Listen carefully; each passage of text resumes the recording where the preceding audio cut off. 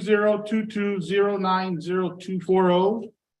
The motion was made by Board Member Mrs. Flores and second by Mrs. Cordero with the 5-0 vote in favor.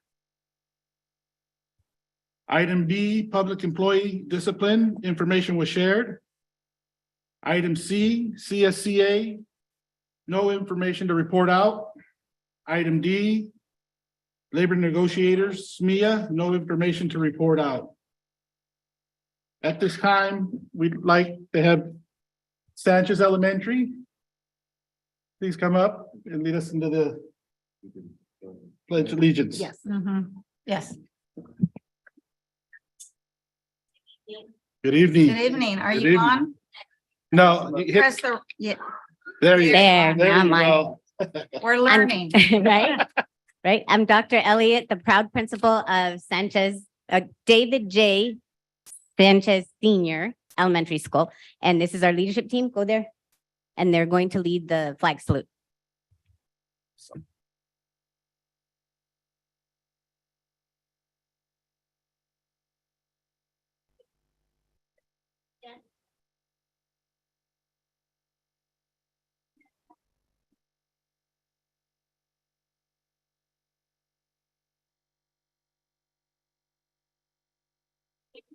Pledge allegiance to the flag.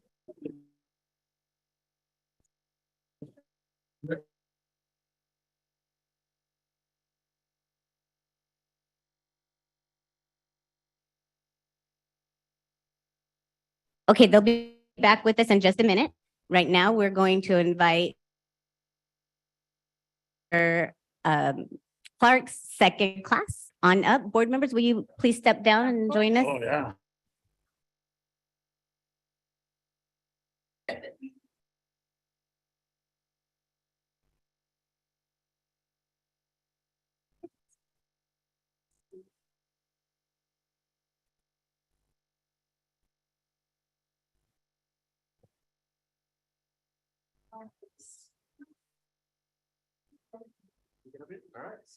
All right, we've had a song we've been practicing really hard called Erie Canal. And we've been learning about times in the past, and this song fit perfectly. You guys ready? All right. 1, 2, 1, 2, 3.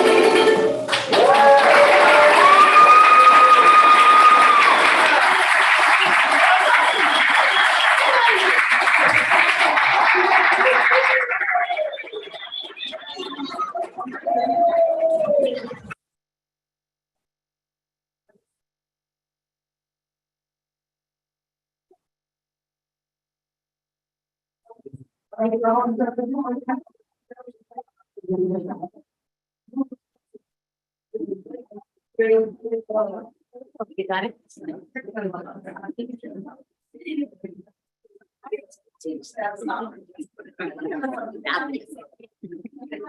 This thing is fabulous. I like this. That was awesome. That was great. Kids, you did a great job. Great. Aren't they so cute? Okay, so then they're going to be followed up with our Sanchez leadership team. Right And so on. I will let them introduce themselves as they go. Good evening. My name is Zanthea. I am part of our sixth grade student leadership team. There are 9 members on our team, and they are here with me tonight. Jasmine is our district representative. She goes once a month to the district office and comes back and reports on what she has learned. We meet every other week to come up with ideas for our school to make it more positive and fun. Today, we will tell you a little bit more about our school and what we've done so far this year. We hope you enjoy our presentation.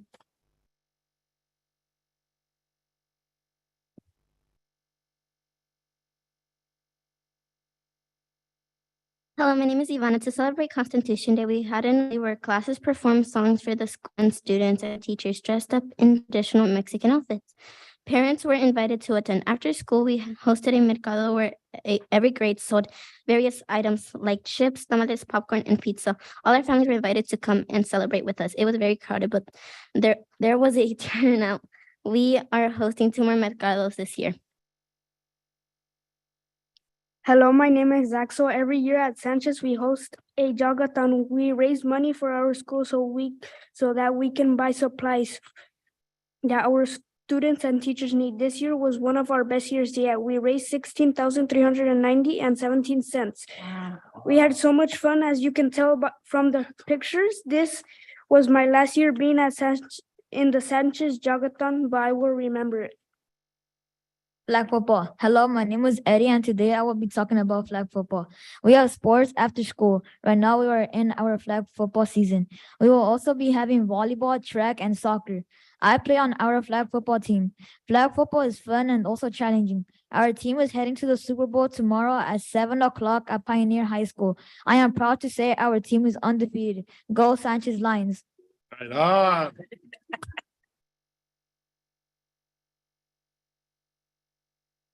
Hello, my name is Kevin. Each month we have a theme. For August, we did the power of words, where we learned that words are so powerful that they could change a life for the better or destroy our life. In September, we learned about the power of friendship and how to be a good friend. Last month was the power of creativity, and we had 2 assemblies. One was the schoolyard rap, where we were motivated to learn about what Latinos created. We also had the PCPA actors come and perform Breaking Through.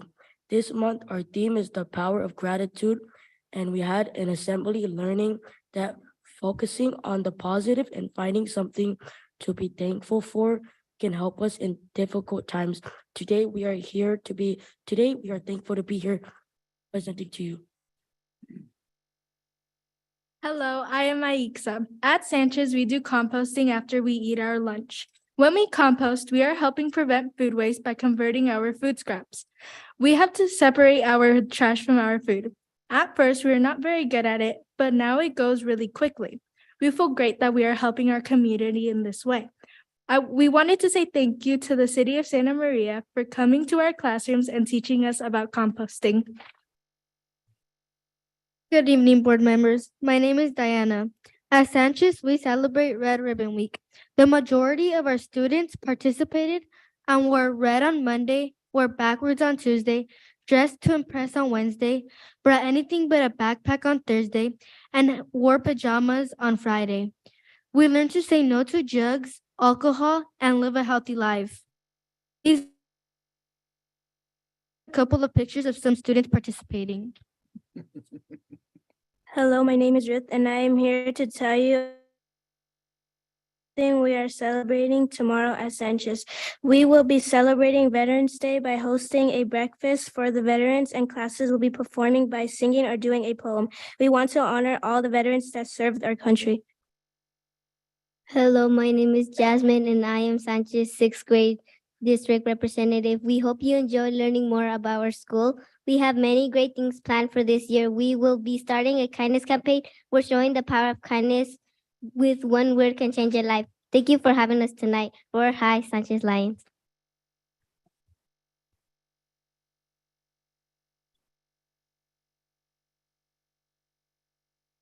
Aren't I so lucky to get to work here? It's really fabulous.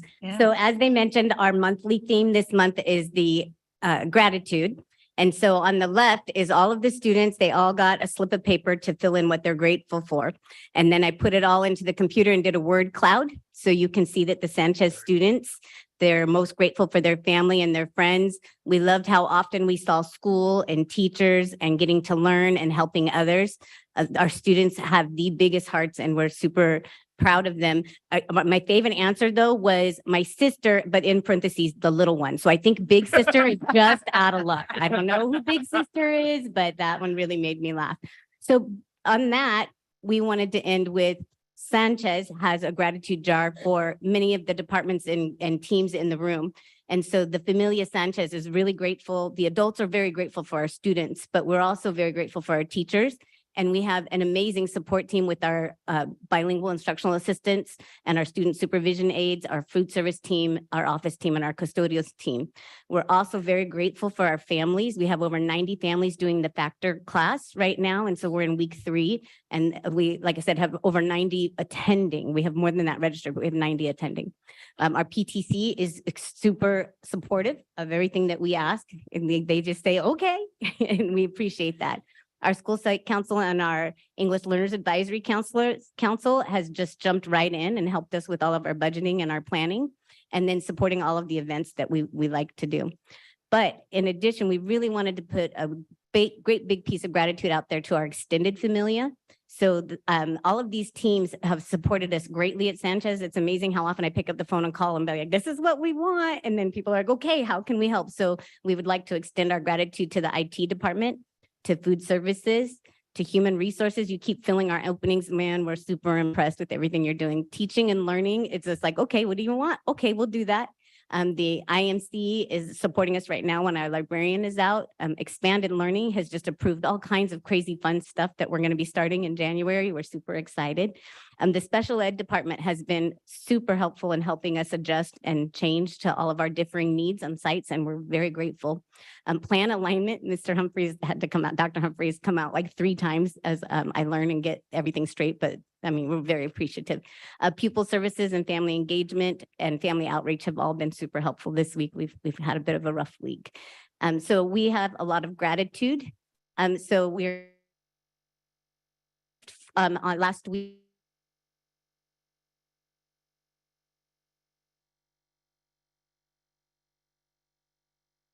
D coach prepared a Day of the Dead, a Dia de los Muertos activity. Students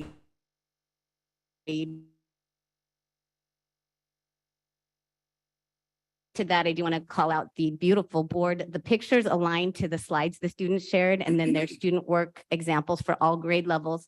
And the board was done by Colleen Kirkendall, our assistant principal, our community liaison, Sarah Diaz, and our computer lab tech, Christina Pena. So everything is really a combined beautiful effort. So the students are going to bring up the board members, each a sugar skull, a decorated sugar skull. Nice. And that's what we have. Okay, cute. Hi. Thank you very much. Thank you, Mija. I appreciate it.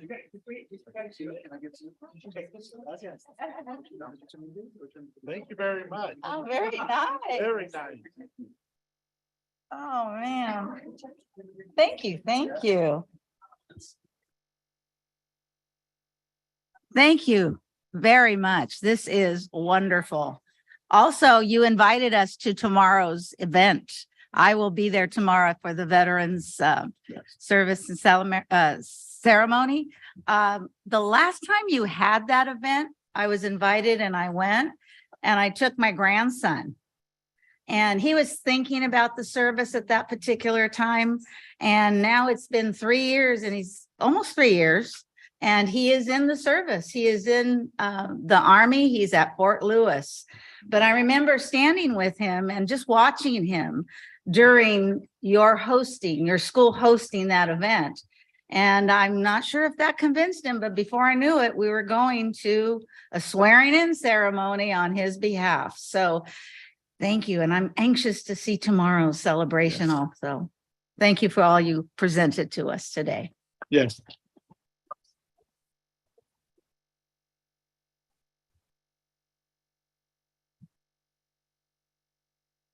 Okay, we will continue with item C.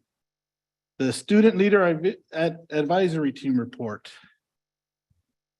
Welcome. Good evening. Hey, can you please give us your name and what school site you're from? Good evening, board members. My name is Alondra Herrera. I am an 8th grader from Ariana Junior High. What I like about my school is that it is very diverse and includes in the morning announcements, we have our school motto recited in Spanish, English, and Arabic. I say the Spanish part. AGH promueva, fomenta y empodera a los estudiantes para ser listo para aprender, listo para ser desafiado, listo para tener éxito y listo para volar. I also like how even if there are many students who have a difficult time learning, there are many who do try hard. At my school, there are many students who speak Spanish or other languages, and it is very nice to see that teachers try and make it more accessible. The person I interviewed in our last student meeting was Carta and Jeannie Steller.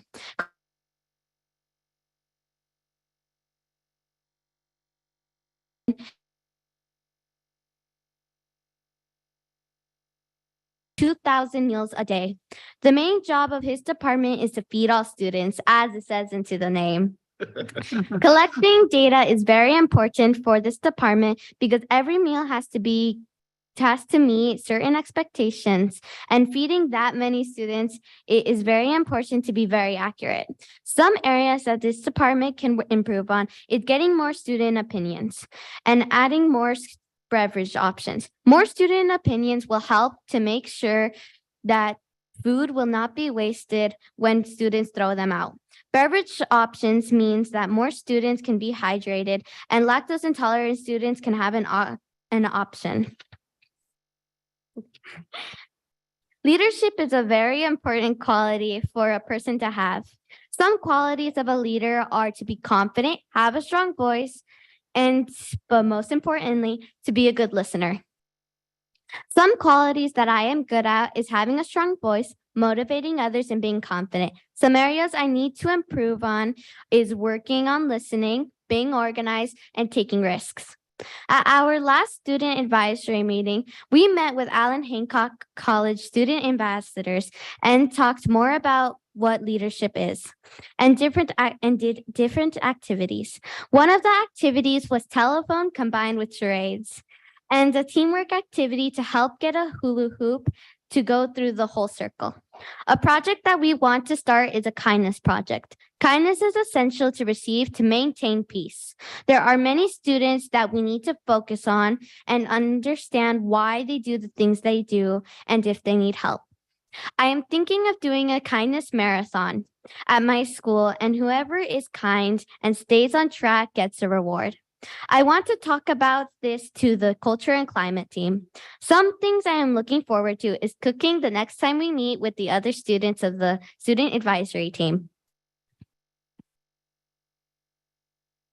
I am grateful you gave me the opportunity to be here, and I'm thankful to Miss Dutra and all the other my principal and all the other wonderful adults who gave me this opportunity.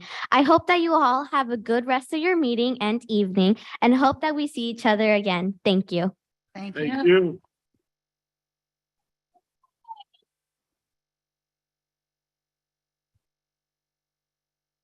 Good evening, ladies and gentlemen of the board. My name is Olivia Ramirez McGowarth. I'm a 6th grader at Tunnel Elementary.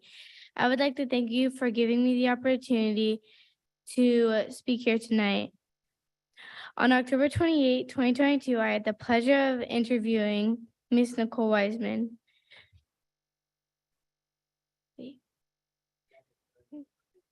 Who is the director of school support. Her job duties include supporting assistant principals.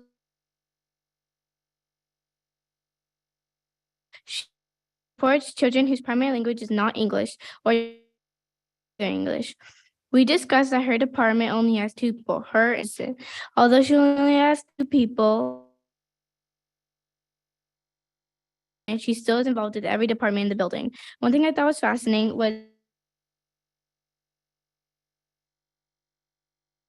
By the way, Miss Wiseman's very wise. I enjoyed being a leader in the leadership program because it gives us opportunities to interview people like Miss Wiseman and to meet Allen Hancock College students.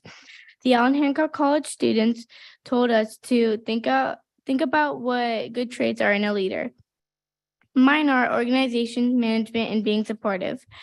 And things I need to work on are speaking in big crowds or big groups, good listening, risk taking, seeing things from a different perspective. At the end of the day, I would love to be back to learn about our district and see people grow as leaders. Thank you.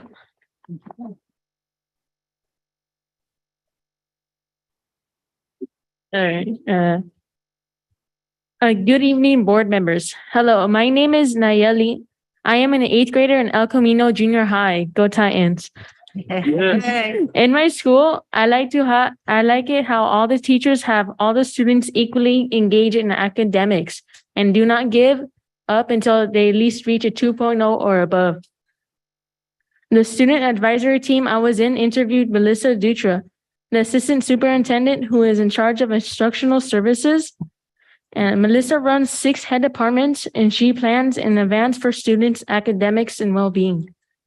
We learned that on a meeting leadership qualities and identifying those characteristics and the kindness effort. The Allen Hancock students led the leadership activity. In the next meeting, I'm looking forward for the kindness campaign. Thank you for your time.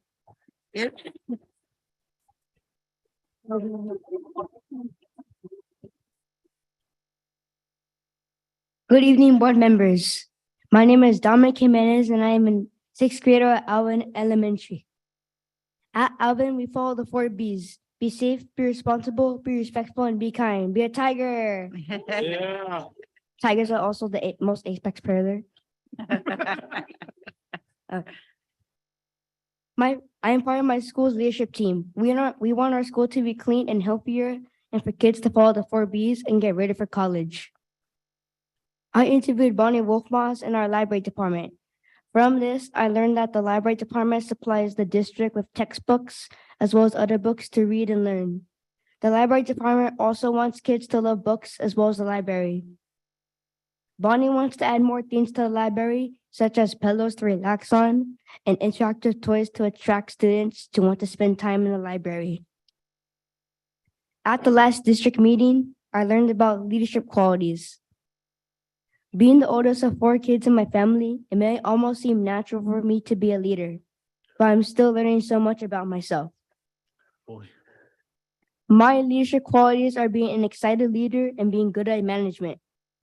The leadership qualities I'm working on are being organized, having determination, and having a strong voice. The strong voice is being able to talk in front of others confidently. And to be honest, being here in front of the board today makes me nervous. But I am proud to be here and to develop and work on the skill. My favorite part of the last district meeting was when the Allen Hancock students came and gave a very encouraging speech. This inspired me to become a leader at school and at home. And I also learned that leadership or kindness can spread around the world, and it can also start with one person. At Alvin, we do the Great Kindness Challenge.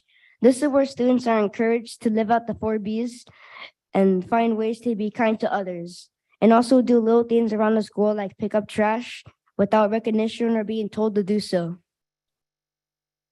I'm super excited for schools around the district to experience kindness too, and I hope that students feel safe at school and feel free to be themselves and live and to grow and live and learn at their best. Thank you to my principal, Ms. Hamilton, who is the best principal in the entire world, who saw leadership in me and therefore the reason I'm speaking to the board today.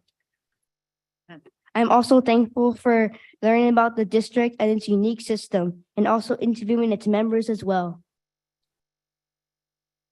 And I'm also learning how to become a better leader and to spread kindness around my school and my home, and which I hope pours out into the district and into the world. Thank you.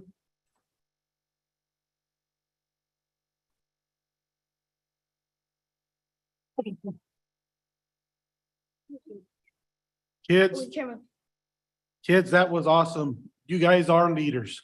You are having the kids in your school sites look up to you guys as being leaders and spreading kindness is awesome. That's great.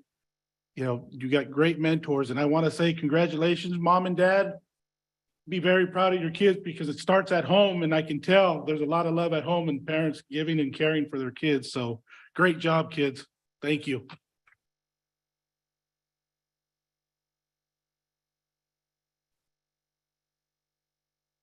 Thank you, ladies and gentlemen. I went to school in Santa Maria Bonita all the way through. So it's important to know that we up here started somewhere and we got the push and the desire to continue, and we hope you all do too. We need you. Thank you very much.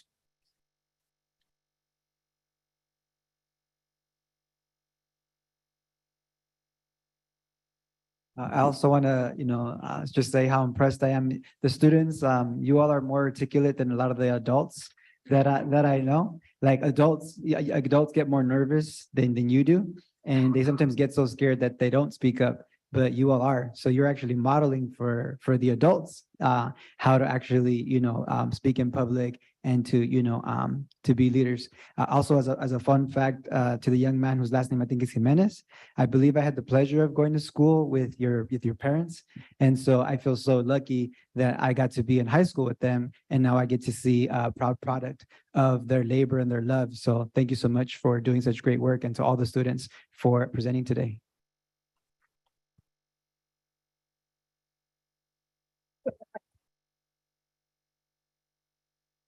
Okay. Well, item D, I think I'm going to stand up and go down there.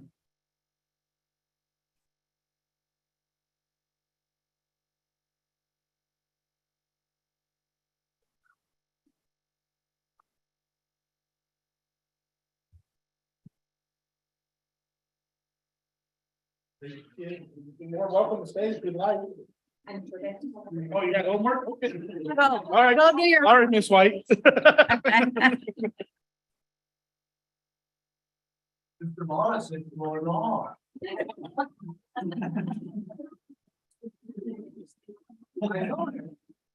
No, this is important. Yeah.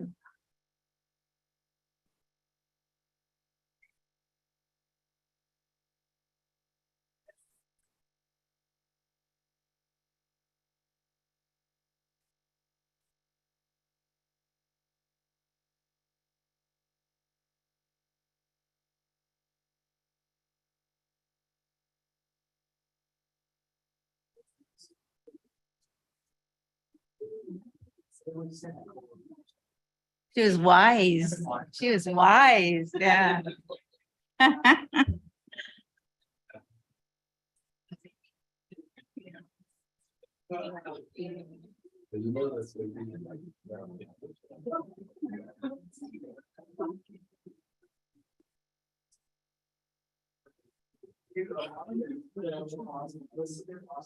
You just slapped my hand. I tried to get him to stay and you see.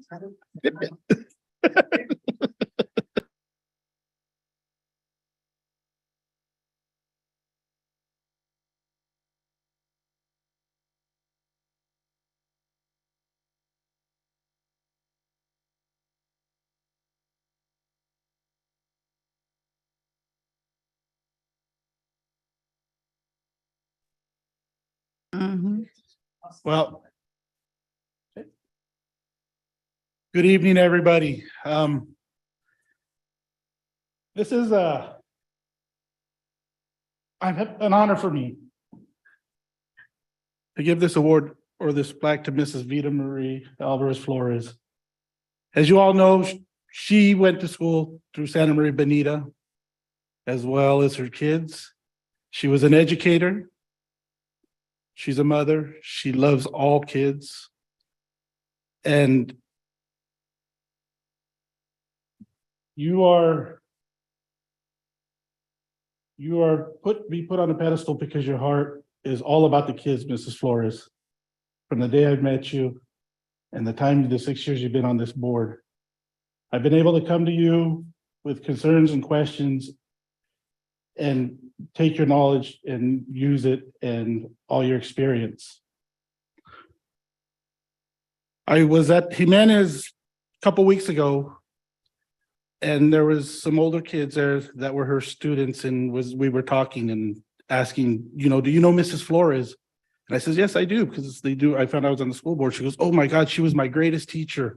I see her to this day, and I just run and give her a hug. These were different adults that they were with their kids as well. She was my wife's favorite teacher. I can go on, and I'm sentimental, but I want to thank you for the 6 years that you've been on this board, dedicating your time and venture to the district, to our teachers, to our classified, and especially the kids. So it's my honor if you could come up here to receive this award.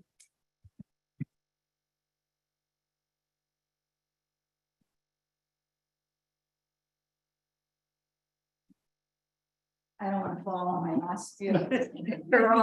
Flores, I want to thank you for all your dedication to the district, and I know you're going to continue spending your time giving to the kids in our district.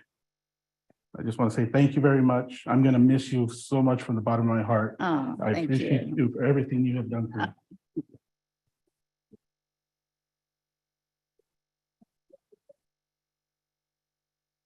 Thank you. I have to speak now? No, thank you. It's been delightful, really. A lot of work, but dedication and service is very important in our lives and in my life. So I will continue. I did get an email from Shelley, so I'll continue doing a few things around the district and maybe a little bit of subbing, but I will take some time to breathe a little bit. And again, I will now be out there with all of you listening to them. I can't remember when it was that I didn't attend a board meeting. So even during retirement, a couple of times Nancy and I were out there, Irasi, in the audience, moving through the process. So again, thank you. Thank you for the beautiful poster, the recognition, and the time and energy it takes to train board members too, because you think you know everything and you don't. So in becoming the board member, you become a little more humble and a lot more knowledgeable. And the story is almost at the end of the happy ending. Here you start in the district as a child, move through it, teach in it, and then board it in terms of school board and governance. It is quite a journey, and there's still a lot to learn and a lot to do. So again, amen. Thank you. Thank you all. Thank you, colleagues, for working together with me. Cabinet, I won't go too far, Dr. McDuffie. So, and thank you. And I know there's some of my family members out there in the audience. Wave at me. Hello, hello.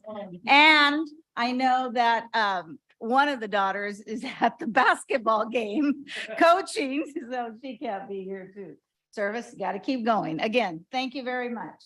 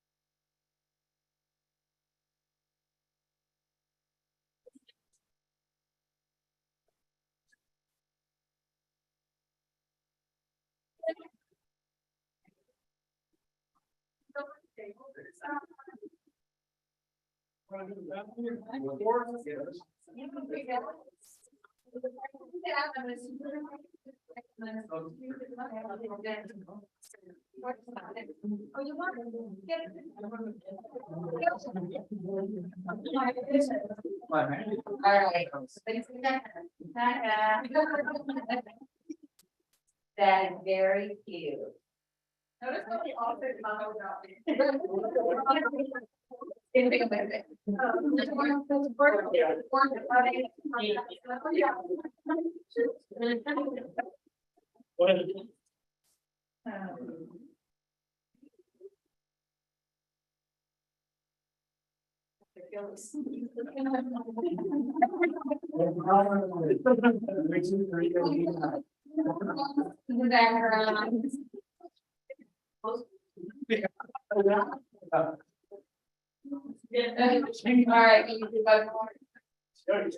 Exit your house. I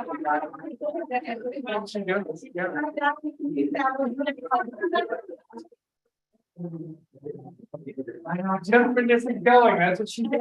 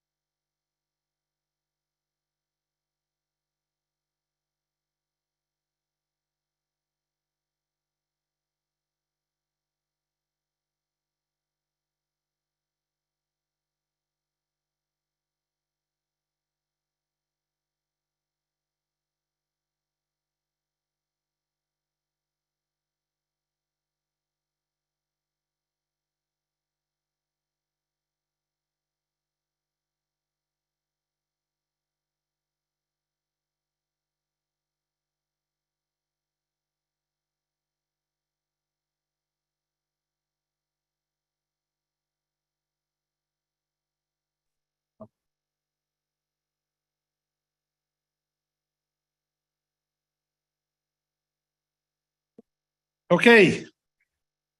Let me regain myself here.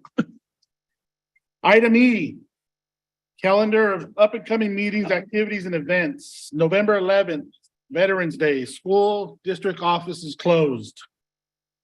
November 21st through the 25th, Thanksgiving holiday breaks, schools closed. November 24th through the 25th, Thanksgiving holiday, district office is closed. December 14th, Santa Maria Bonita School District organizational meeting followed by regular board meeting.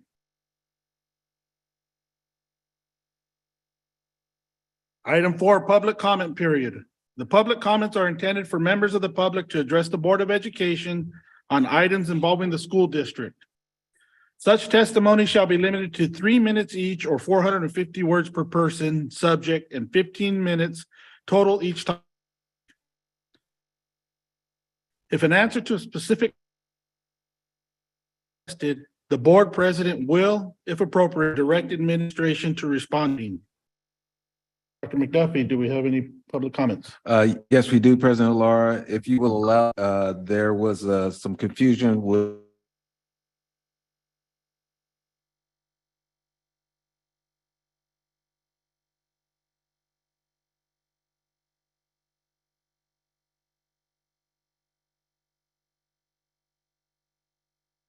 grandson has Javier Hernandez current and past issues of doing schoolwork. He has gone from elementary to junior high school, Fessler. He has a resource teacher, Mr. Ski, and aides to help with his work. He's doing better and likes school better than ever than his previous years. Thank you for providing resource teachers. His grades are better now from doing work as a second, third grade level. Now is doing work as a seventh grade student with the help of Mr. Ski. Because of all of this, you need to keep resource teachers programs going on in all schools. Please add this as public comment for November 8th board meeting. And I have a copy for each of the board members. And do we have any public comments? Yes, we do. Kayla Ailman.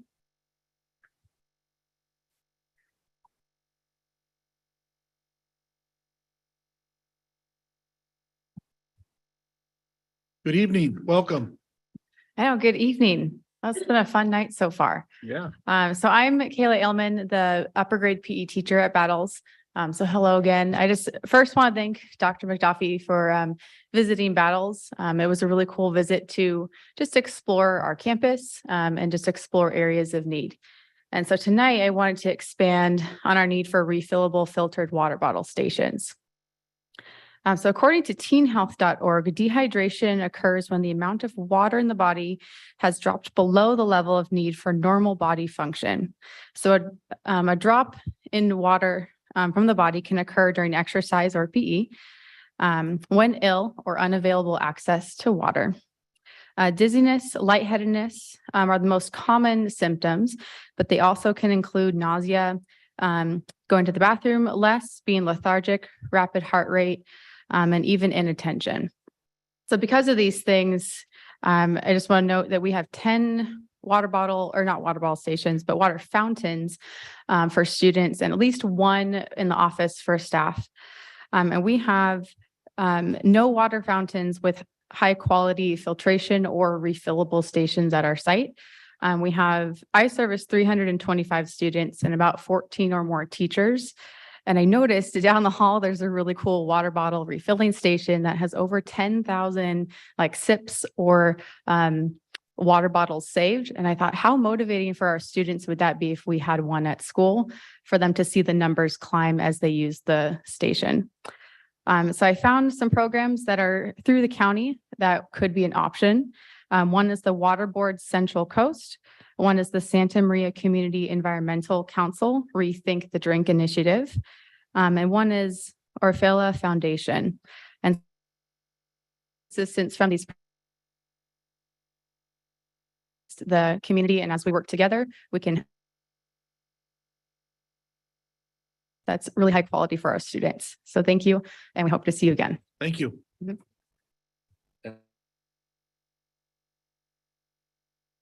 Oh, we had. Thank you.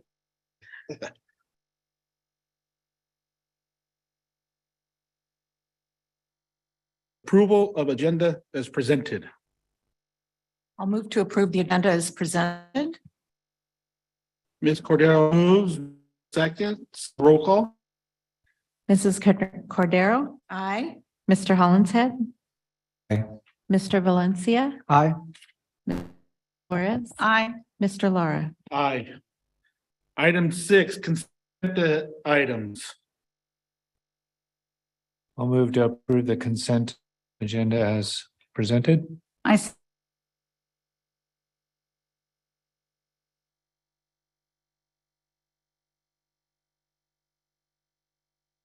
Seconds, roll call. Mrs. Cordero? Mrs. Flores? Aye. Aye, carries.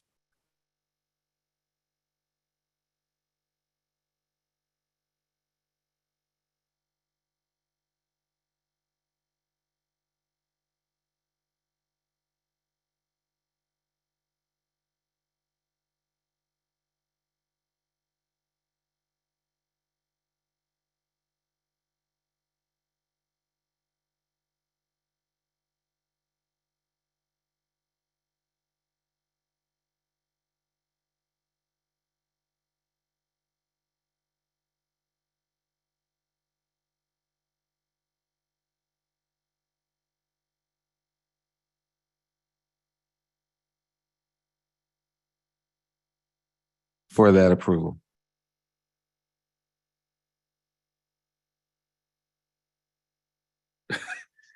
I'm just gonna leave it hot. Yeah. Just a point of clarification. So when we're making the motion, do we actually call out that December 14th date? Rather than just saying that we're selecting a day and time? Yes, the resolution has that date, so you can call it out. Okay. I think that'll be fine. Yeah, so I would move that the board select December 14th, 2022 at 6 p.m. For its annual organizational meeting as presented. I second. Mr. Hollinshead moves, Ms. Flores seconds. All in favor? Aye. Aye. Opposed? Motion carries. Selected day and time for its annual organizational meeting as presented. Item 7B, public hearing of the Santa Maria Bonita School District Sunshine Proposal for the successors of the collective bargaining agreement for certificated bargaining unit members expiring June 30th. Gavel. It's so fun. Thank you. Good evening, board. Closed. Good Okay, evening. closed. It was a public Okay. hearing. Public hearing. Now it's over. The Santa Maria Jumped a Bonita little. School District has submitted the Sunshine proposal for the successor to the collective bargaining agreement for certificated bargaining unit members, which expires June 30, 2023. So upon receiving the proposal, a public hearing is held, and then anyone wishing to make a public comment on the matter may do so at this time. Excuse me, Ms. Cameron. Yes. This is item C, 7C, so I did not verify that, so. Okay. just so you know. 7B. No, C. The B was That second gavel was the end of C. It was the end of B. item C. Okay, then let me go Public ahead and hearing. go ahead and explain the articles that I'm presenting to the board. That the Santa Maria Bonita School District is requesting that you sunshine these articles. First one, Article 5, work day and work year. Article 9, procedures for the evaluation of members. Article 14, benefits. Article 15, salaries, and Article 25, preschool, as well as all of the articles previously brought forward to the Board of Education by SMEA and approved by the Board of Education at the November 9th, 2022 board meeting. And lastly, any other related items and conditions of employment as they arise during the course of negotiations. So Dr. Cameron, so Yeah. is that November 9th date, is that like from our public hearing that we just had in like 2 Yes, seconds? yes, like 2 seconds. Okay, good. Because that was a little unclear to me. I thought, oh, did we, maybe is that from the last meeting? But it was the Yes. 2 second. Okay. Correct. And then just for a point of clarification, when we bring these, these are brought to Sunshine, the article has quite a few sections and parts to it. Yes, it So does. basically, we're opening the entirety of, say, Article 5 or Article 9. There's not a particular, or we will find out if there are things in particular that are up for negotiation or that people want to talk about, or the two sides want to talk about. Correct. You know, we did meet with SMEA, and actually, if you, these articles here are the same as theirs. Article 5, they have some interest in that article that they are, you know, they actually shared with us that we know what they're bringing forward. And they didn't ask what we were bringing forward in Article 5, but there are some things that we need to clarify and work on regarding our practices right now. So in each article, it is parts of the article, not the entire article, but we open the entire article. Right. So we'll Yes. just for exactly what you said, they may have a different part of Article 5 that they're interested in. You have a Correct. Gotcha. That's right. Perfect. Mhm. Thank you. And just for the sake of educating the public as well as myself as a board member, when if we vote to support this proposal to Sunshine, what is that essentially saying? That we can then go to the table and begin negotiating. Right now, we're in IBB training with SMEA, and but we're not, until this process occurs, we do not start the process of negotiations, opening up these articles until it is approved by the board. I'm really happy to hear, because I know Sunshine proposals, that's sort of like educationalese sometimes, right? That's why I'm asking for some definitions of this so that the public has a better sense. And then also you use the acronym IBB, which I believe stands for interest-based bargaining, which I'm really happy to hear that we are utilizing. Can you please provide more context to what IBB is? I was glad to hear the interest from the team that they wanted to return, because from my understanding and what I'm hearing, they have not been doing that, but we did it for many years when I was here. And interest-based bargaining, when you go into the training for it and it is utilized at the table, the power of interest-based bargaining is that you live it every day. So that's how you resolve issues, you resolve problems. If grievances come up, you use the interest-based bargaining process, which is about expressing, number one, you define the problem, and then you, each side express their interests, and then we see what are the joint interests. And then from those joint interests, you come up with options that will resolve the issue, or like in this case for negotiations, those things that we can both live with. So it is impositional. You win, I lose, or I win, you lose. And so that's the beauty of it, is that when you walk away, it's more long lasting. It is something you live day to day. It is about what we are as a team. It is impositional. And I think it takes a little bit more time, but if everybody's invested, it is long lasting. And it sets a tone for the practices that we have every day with each other. So it was that we had one training, and actually the comments were very positive. There were a lot of new people on the team that weren't there from the past when we did. I think only one member actually went through it and said, this is back. This is what I remember, the way we could do business together. So, so we're excited about that process to begin. Excellent. That's something that I'm also very excited to see that we're implementing, because it is a part of building that culture of trust, right? That's right. And That's right. respect that we are looking to improve upon. Absolutely. So I'm really excited to hear that. Absolutely. Thank you. You're welcome. There's a certain element of humility on both sides that's required of that. And I think the humility aspect of negotiations is good to have back. Very important. Mhm.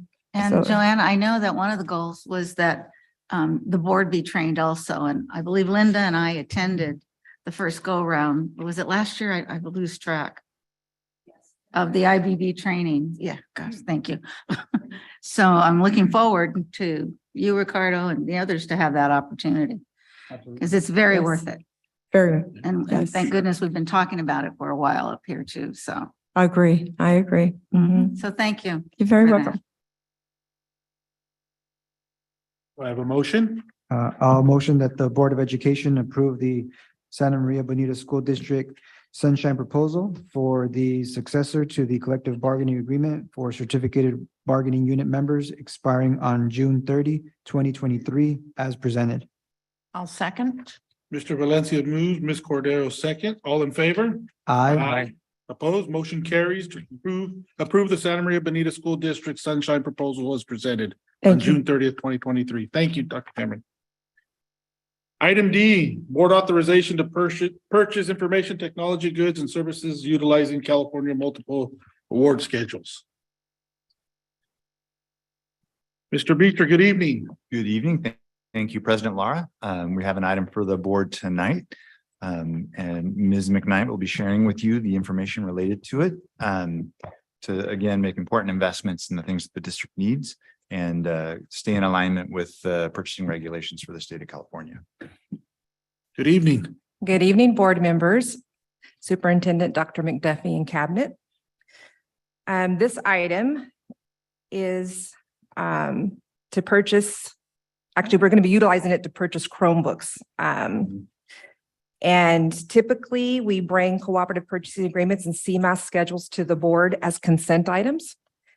Tonight we are bringing this item as an action item because we are also requesting the board to ratify the purchase of 2,200 Chromebooks that were purchased in support of our 5th grade students.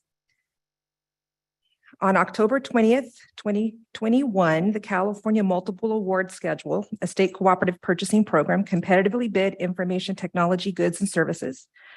BDJ Tech was deemed a successful bidder and awarded contract number 3-21-10-1058. And that contract is effective October 20th, 2021 through June 24th, 2024. California Multiple Award Schedules, they are agreements that are awarded to multiple vendors for the same goods and services. Typical, or not typical, to reference kind of like how we do our food service bids. You know, it's one product that goes out or several products that go out and they're awarded to multiple vendors. So CMAS does the same thing. And I am sorry, just 1 second.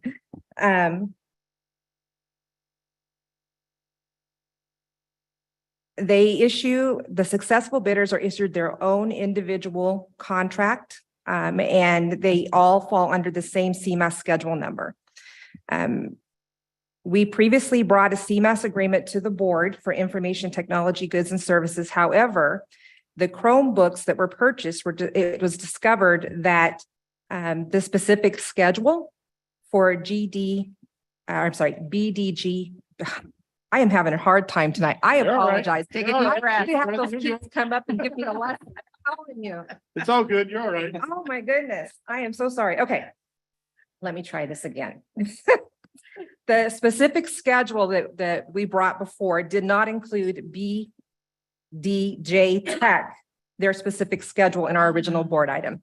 So tonight we're bringing this board item and we're recommending that the board authorize the district to utilize BDJ Tech to purchase information technology goods and services on an as-needed basis, utilizing the cooperative agreement clause in the contract, and to ratify the purchase of 2,200 Acer Chromebooks in the amount of $858,550. Questions? I'll try to get through them. My only question is, why is it specified fifth grade? That's just who this purchase was made for. This particular need was for the fifth grade Okay. students. So this was that purchase. And then we discovered that. So we want to be able to utilize this contract in order to support IT in purchasing additional as So well. fifth But grade had no Chromebooks or anything to I use, think we'll let Brian answer that. or we're just Using. replacing? Yeah, let me give you a little more background on kind of the whole process. So the district makes two purchases, two significant large Chromebook purchases every year. The first occurs during the summer, and that's for our kinder and TK students. And that's to ensure that when they arrive, they have new devices ready for them. The second purchase, the fifth grade purchase we're talking about tonight, happens because the kindergarten students hold on to that device for 4 years. So kinder, first, second, third, fourth. And then into their fifth year, around this time of year is when we get ready to replace those. Good hands. And so the fifth grade purchase is what we're talking about tonight.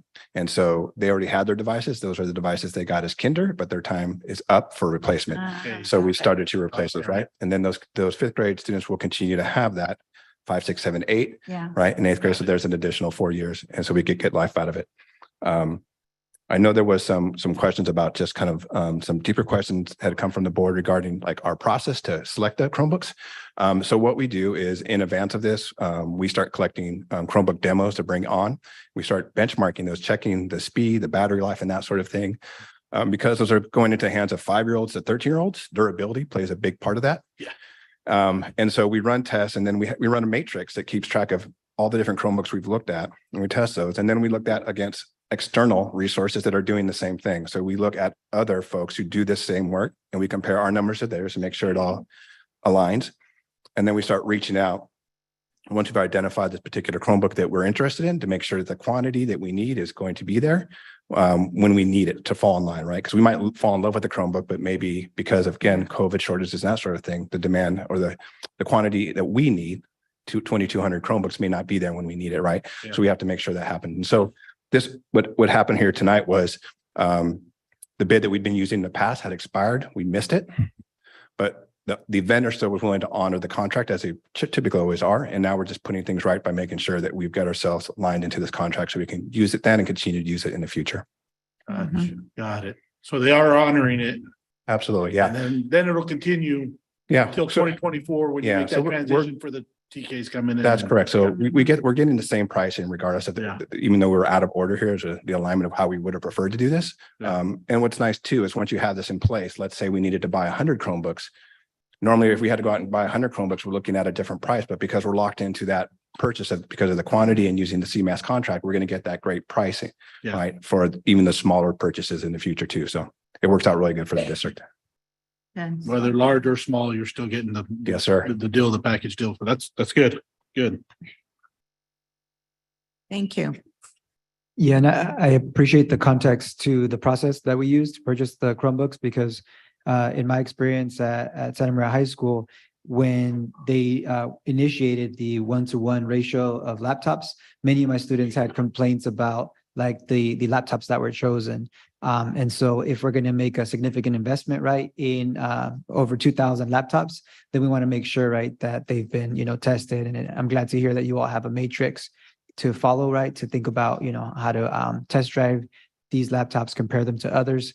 so that they do last the 4 years, as opposed to we picked the wrong one, a year or two later, we got to go back to the drawing board. That creates, havoc for our students, for our teachers, obviously for our district staff as well. So it sounds like, these have been vetted really well. So that's exciting to hear. Yeah, and I want to give credit to Matt Cameron and Louis Turk on my team who really head that up. It's a huge project to do twice a year to make sure that we do that right. And they put a lot of time into that. So I just want to say thanks to them. Excellent. Thank you. I have a motion.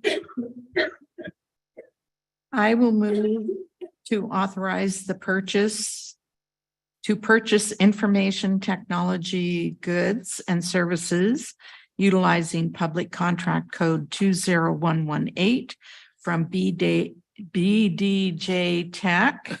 That's all. It must be the order of the Combination. letters, utilizing the cooperative agreement clause in contract number 3-21-10-1058 as awarded by the state of California, and ratify the purchase of 2,200 Acer Chromebooks in the amount of $858,550 as presented. I second. Ms. Cordero moves, Ms. Flores seconds. All in favor? Aye. Opposed, motion carries to authorize the purchase of information technology goods utilizing public contract code 20118 from BDJ Tech in the agreement clause in contract number 3-21-10-1058 as awarded by the state of California, and ratify the purchase of 2,200 Acer Chromebooks in the amount of $858,550 is presented. Thank you. Thank you. Item E, board rejects all bids for bid number 5244 portable radios. Good evening. Good evening. Let's try this again.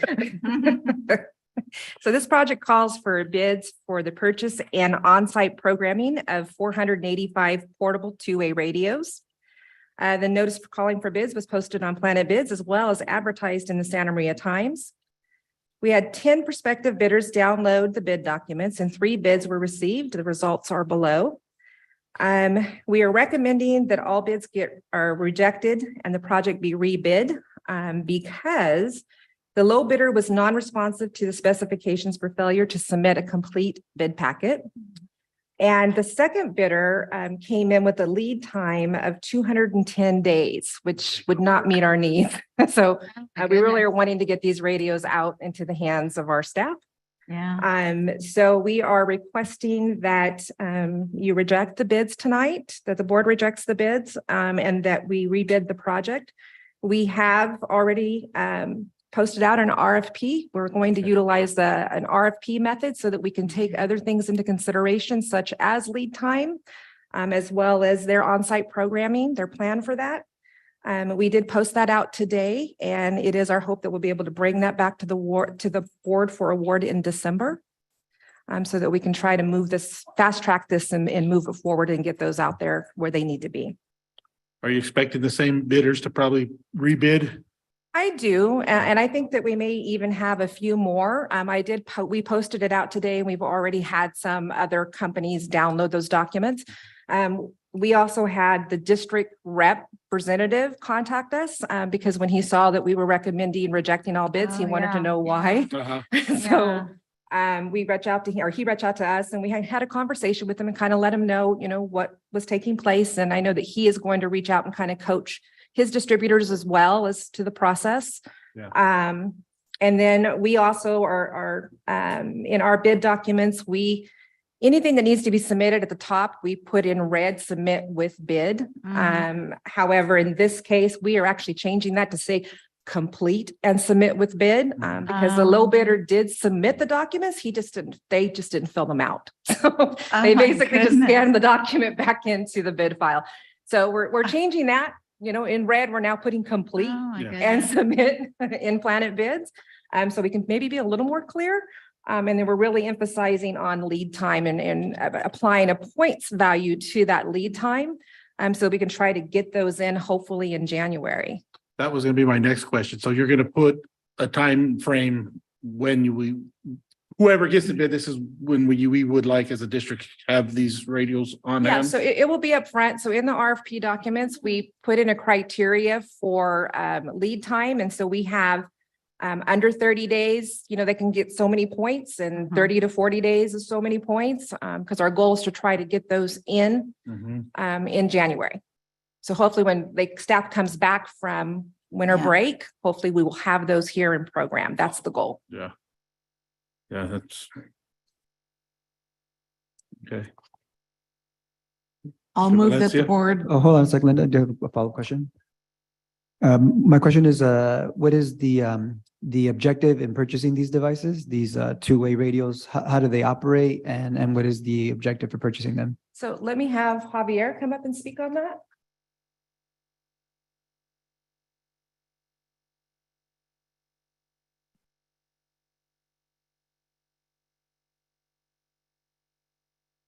Good evening, board members.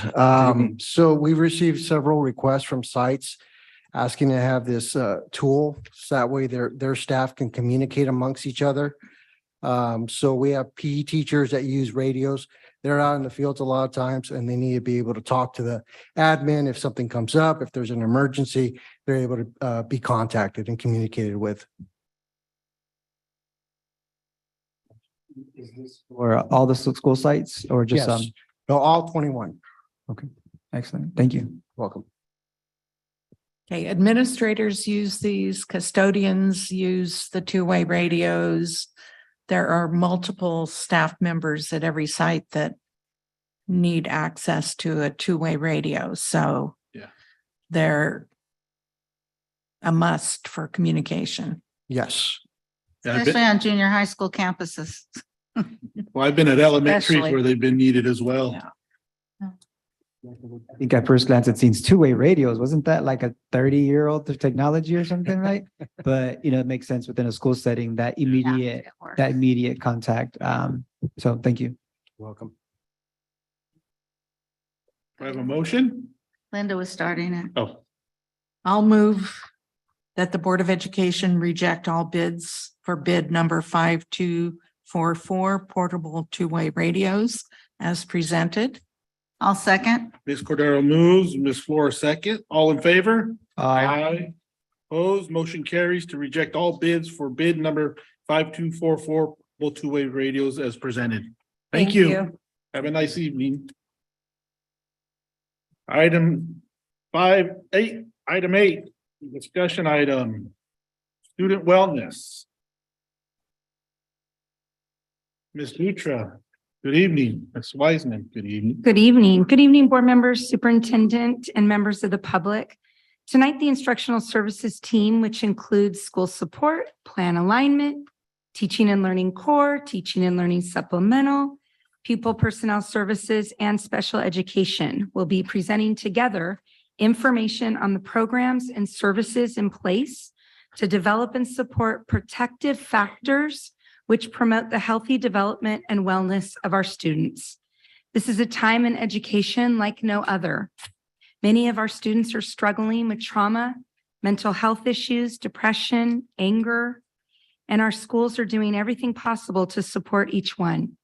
What you will hear tonight is an overview of current supports we have in place for our students and the depth of complexity it is to meet the varying needs present on a daily basis. Presenting tonight on behalf of the team is Nicole Wiseman, Director of School Support, Brian Zimmerman, Director of Pupil Personnel Services, and the rest of the team is also here to respond to any questions. Here's. Good evening, board members, Superintendent McDuffie, and members of the community. As Ms. Dutra mentioned, this evening our team will share with you how SMBSD supports the complex needs and current mental health challenges facing our SMBSD students. Thank you, friend. Across the nation, school closure, physical distancing, and isolation have exacerbated the challenges our children were already facing. The toll has been felt the heaviest by our children, especially in communities that are underserved and marginalized, as some of the most impacted. With the prevalence of the students in those communities more anxious, depressed, isolated, and lonely. And the data coming out of California is staggering, with over 284,000 youth coping with major depression 66% of children with depression not receiving treatment, and suicide rates for children ages 10 to 18 increased 20% between 2019 and 20. As we begin to focus and narrow our focus home to our SMBSD students, our fall 22-23 Panorama student surveys reveal strengths and weaknesses in our supports for students' mental health and wellness. 87% of 3rd through 5th grade students have a teacher or other adult from school whom they can count on to help them no matter what. However, that number drops to 72% at the middle school level. While 65% of 3rd to 5th graders responded that if they walked into class upset, their teachers would be extremely or quite concerned. Just 40% of 6th to 8th graders felt this way about all or most of their teachers, and this number was just 29% in 8th grade. When asked in Panorama how high teacher expectations of you, the student, are, 54% of our 6th through 8th grade students responded favorably, extremely, or quite high. This data indicates that nearly half of the upper grade students do not believe they're being held to challenging expectations. And this is why we continue to focus on our shared vision of student success, which calls out the need to ensure all students have access to grade level text instruction and instruction that is aligned to the standards. Relationships provide us with friends and family to share our lives, and with people we can count on to help us through the tough times. We know that this data is only a piece of the story. School closure and physical distancing impacted and added a level of complexity to the way connections are made and relationships are built.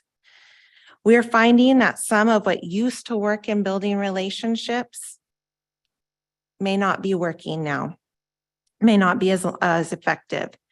It is clear that the pandemic had an impact, that many of our students are experiencing trauma of one kind or another during the school closures. This data is telling us that our students may still be struggling with connectedness, and this may show up in a variety of ways. Behaviors may stem from a lack of social skills. Students are emotionally less mature than they have been in the past. Isolation has resulted in students being unable to develop socially as they did pre-pandemic. Behaviors might stem from a need for connection to a caring adult, from fear, from anger. Some behaviors might be a result of boredom and lack of engagement. As shown in this illustration, there's a deep complexity to figuring out and having the resources to address the actual underlying needs of our students. There are many risk factors that contribute to youth's high-risk behaviors. Specifically, you will see a theme connected to our data emerging as we once again see a lack of school connectedness and low academic achievement identified as a risk behavior. In knowing this data and knowing these risk factors, and the challenges that are facing our students every day, the question becomes, what are the supports that we can put in place to mitigate the risk for our students? The Center for Disease Control and Prevention has identified research around specific protective factors that can help mitigate or buffer our youth from risky behaviors. Some of the protective factors for risk behaviors include parent and family engagement, family support, parental disapproval of substance abuse, parental monitoring, and school connectedness. At this time, I'd really like to pass this over to Brian Zimmerman, who will be sharing information on some of the protective factors that we have in place for our SMBSD students.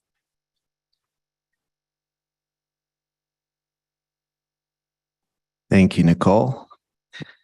In response to priorities set by our educational partners, our district LCAP reflects efforts, initiatives, and staffing connected to student engagement, social emotional learning, and positive relationships within 2 of our 7 LCAP goals, 5 and 6. In the following slides, you'll see how we have allocated our resources to meet these goals. So there's a long list here. I'm not going to go through all of them, but as you can see, there are a number of ways that we promote school connectedness and safety. Some examples include Lion Quest drug prevention, which is used in the K through 6. It is research-based. And our 7th grade health curriculum, which is aligned to the National Health Education Standards. Anti-drug presentations that are done by Fighting Back Santa Maria Valley. Our Cognito suicide prevention, which is research-based. Panorama social emotional playbook and surveys, and that's research-based as well. So we have a number of things that we're doing to help with our student wellness. There are also a number of ways that we promote family engagement to support our families.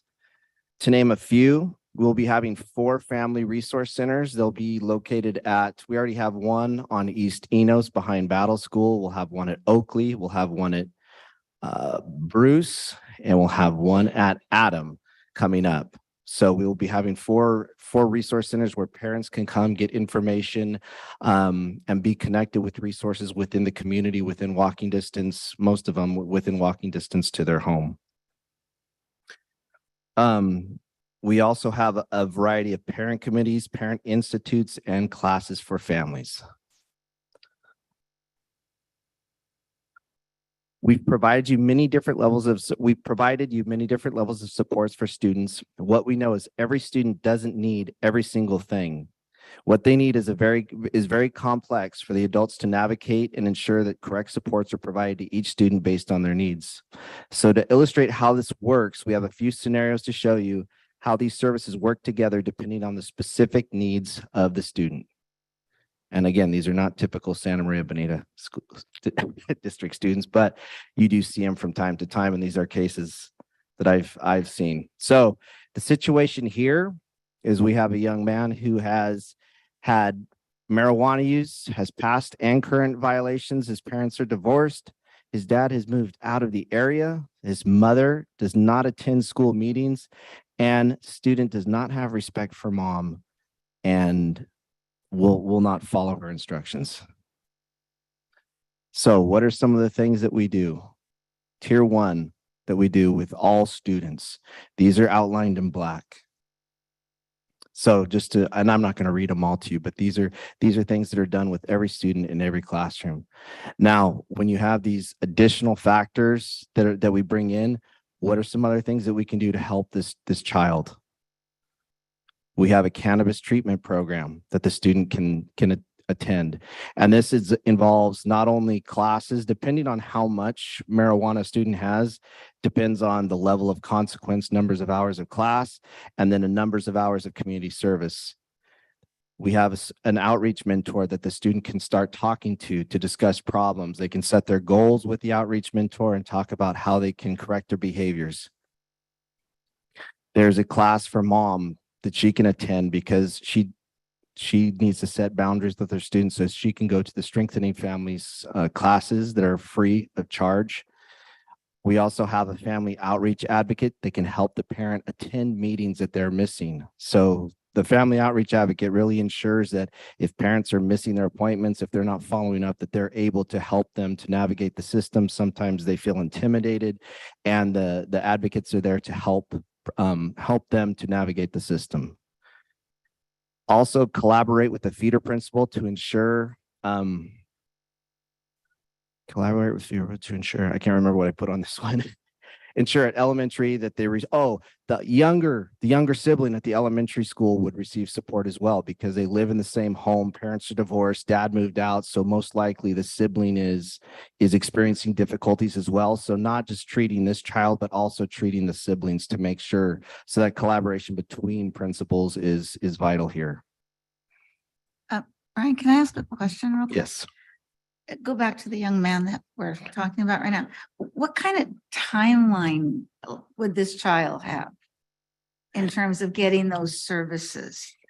And this is just me thinking, my God, that's a lot of things for that child to be involved in. So I'm just wondering, how does that? And these are all things, and I'll tell you as a site administrator, when I had a kid like this, it's a lot of times you have to break it down in steps. Okay. You don't just fire hose them. I put it that way. Yeah. You don't fire hose them with everything all at once. You bring it in gradually. And so you can, because you don't want to overwhelm the parent. So you probably at the first step, you would want to definitely collaborate with the feeder principal to ensure that the younger child is also getting help. Look at an outreach mentor and maybe go with giving them, getting the parent in a class. So small steps, and then working your way as those start to progress, as you have the family advocate involved, then you start building on that, but giving it time. So it wouldn't be just a one shot. So this would occur over a time frame throughout the year. Good question. Thank you. And also, board member, the scenarios were meant to show the complexity and the options that they have. So for this particular student, you might not use all of these. Right. And I so it's- understand that. I just, Yeah. when you look at this and this young man needs these things, that timeline could be overwhelming. So that's why I just look at that and take a breath, because I know maybe some of this stuff also has to occur during his class time. And so those are educational minutes that go away. Well, a number of them do happen. I think the only one that would actually happen during his class time would be the social emotional, the outreach mentor, where he would be pulled out. That would be the only time. And when you do pull as a junior high principal, we staggered them so they wouldn't be missing the same class over and over. So you do work around that so they don't take an academic hit in one class or another. Okay, Yeah, thank you. I appreciate hearing that about staggering, because for some students, after school is not an option. Maybe they go and pick up, another sibling. If maybe they're in junior high and they pick up their younger siblings at the elementary school, or something gets in the way, maybe sports or something. But this way it's embedded in their school day. So we know that they're more likely to get these supports versus if we rely on, come before school or come after school, that's not always feasible. So as much as we do want our students in the classroom, they're not going to be able to focus if they have all these issues, right, taking place. So selfishly as an educator, I want my student in my classroom every single day. But if I know my student is struggling with mental health issues, I'm okay with letting them go and see their counselor, because I know that they're not going to focus the rest of the day if they don't get that help. Exactly. They have to feel safe and they have to feel good before they can learn. Definitely. All right. And we're going to go in progression. The students are going to get progressively more intense. We'll say that are going to need more support. So next one, we have a young lady with disruptive behavior. Let's see. I'm sorry, I wasn't reading my slides, my verbiage here. 8th grade student has been struggling all around with her behavior. She is regularly sent out of her teacher's class for being disruptive. She has been working with an outreach mentor already for half of the school year, but has not been making any improvements. The student has had a number of fights and has just returned to school from being suspended for fighting a girl that she was making threats over social media. She is struggling academically and is considered at promise and may not meet promotion requirements.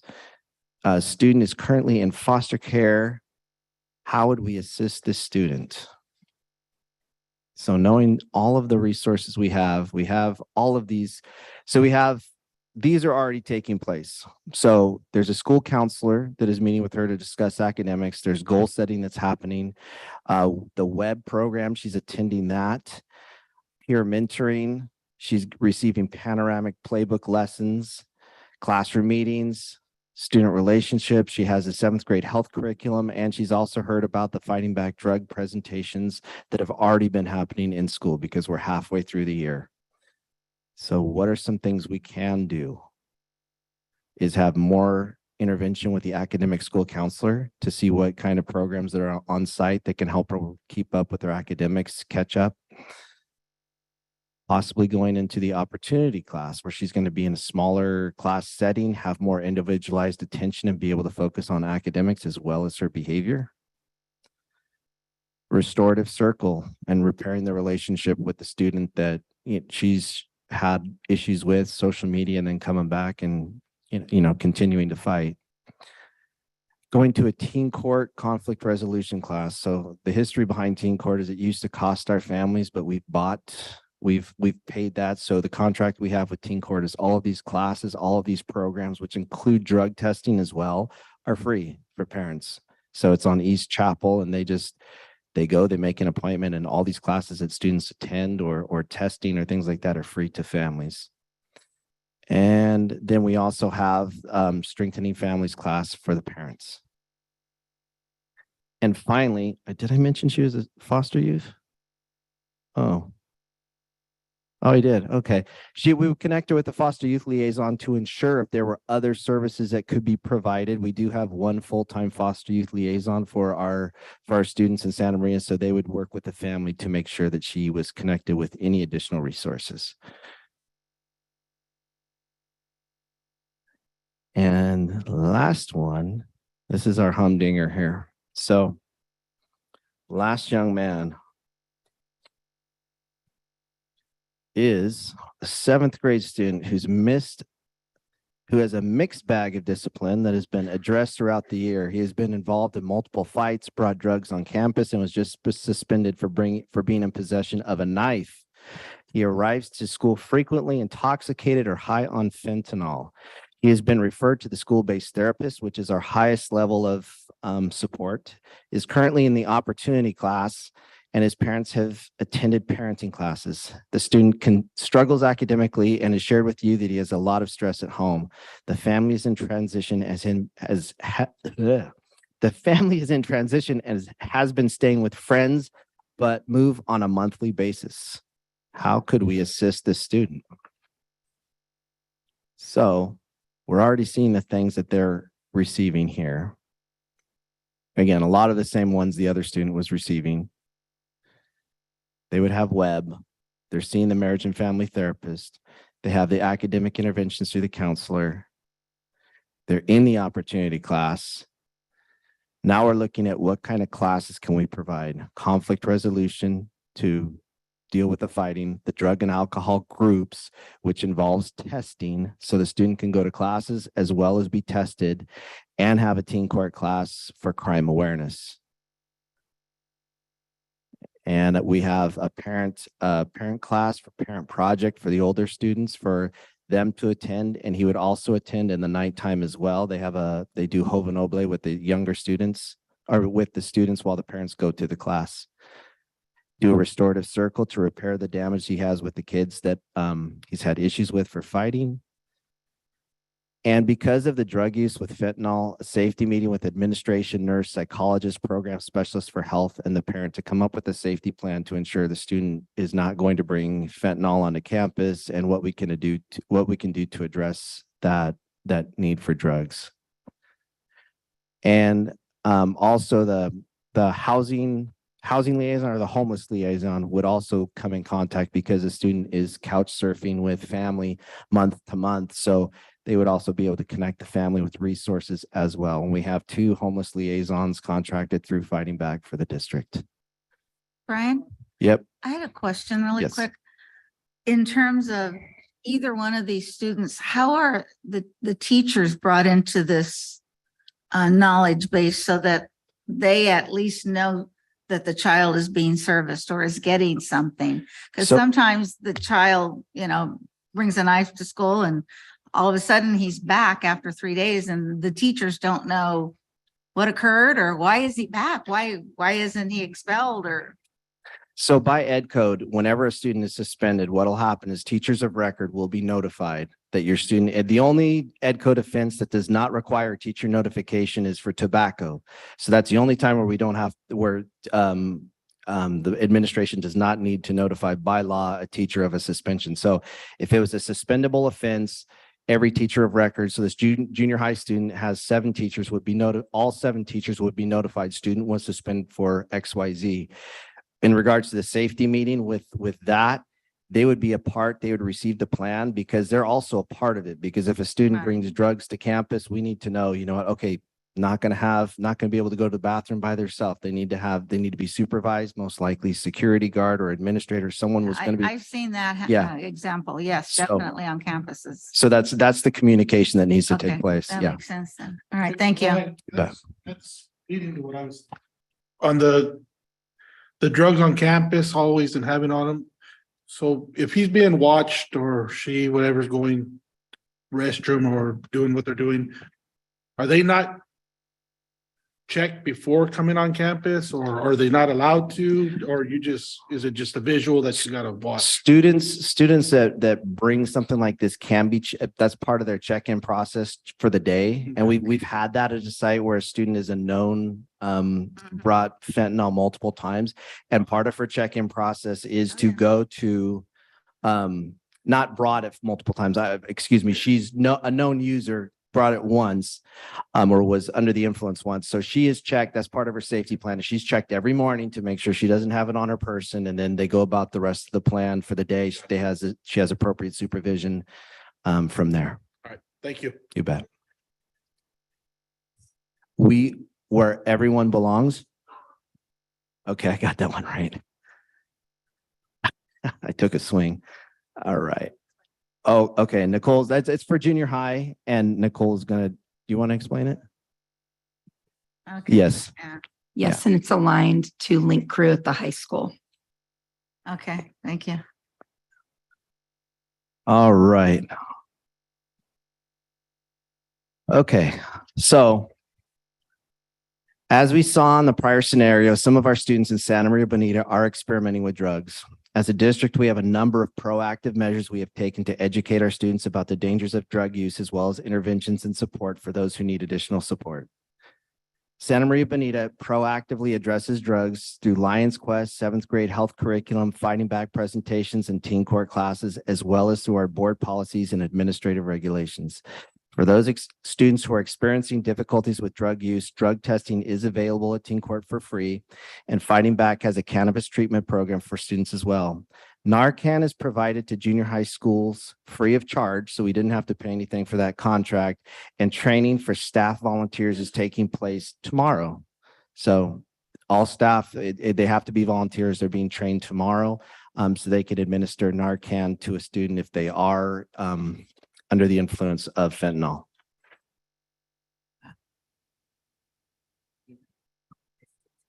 And as you can see from this presentation, we have a number of steps to provide all levels of supports to our students and families. In our strive to constantly improve, we will continue to provide these resources to our students and families to examine areas of improvement where we can provide more support to our staff, students, and families. Some examples include hiring unfilled counselor positions, providing sites with 2 outreach mentors as opposed to 1, which they've had in the past, and expanding web to all 4 of our junior high sites, 5 junior high sites, pardon me. The priority remains to be proactive in our approach and continue to build positive student-adult relationships with all of our students. Okay, and that is all we have. Are there any questions?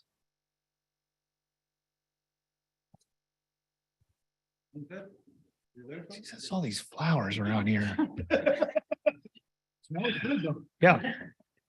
So for me, a lot of this is oriented towards the junior high student and/or students.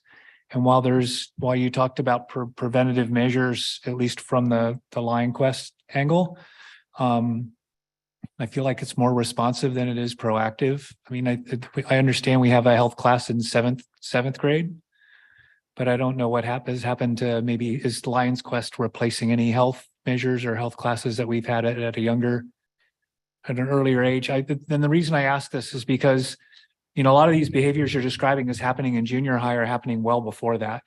And so I think it's really, we don't want to be responsive to that happening only on the junior high campuses. We know that we've had expulsions for knives at much younger ages, and we've had experiences with students experimenting with drugs at much younger ages than being on the junior high campuses. So I guess what I'm asking is, are all these things available?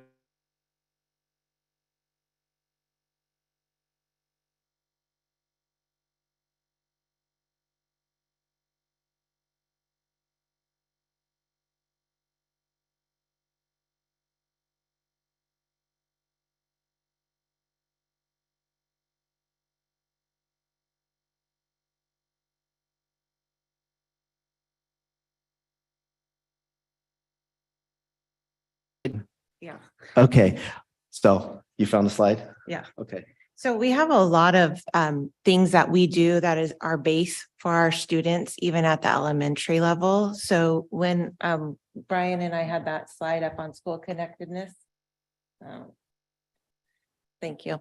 There's a lot of things that we do just for our elementary students where we start out right with some of our child safe presentations down at the lower levels.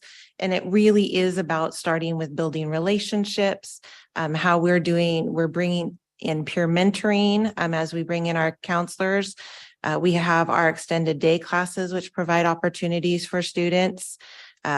We have our summer school enrichment, the sports, all of those things are those proactive things which we want for our students to have that connectedness, Mr. Hollings said, which would hopefully then decrease some of those incidences we see as they get older and are exposed to some of those behaviors that we don't want them to be participating in.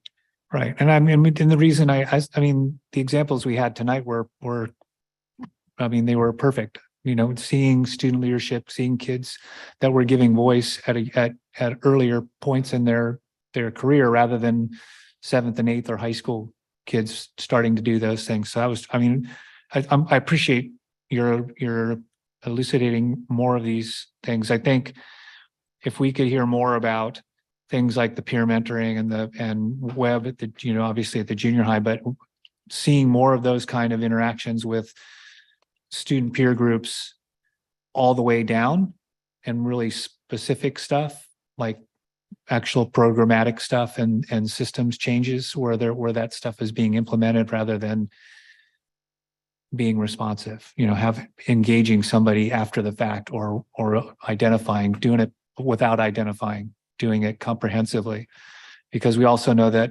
or also see that this is can be a familial thing where there's an older sibling or, that's influencing younger siblings and down through more younger siblings. And so, I think that's where we can jump in and support also.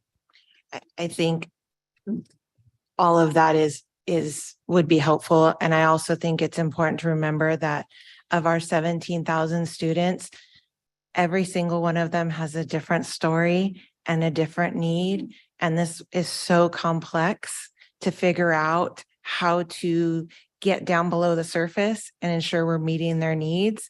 And so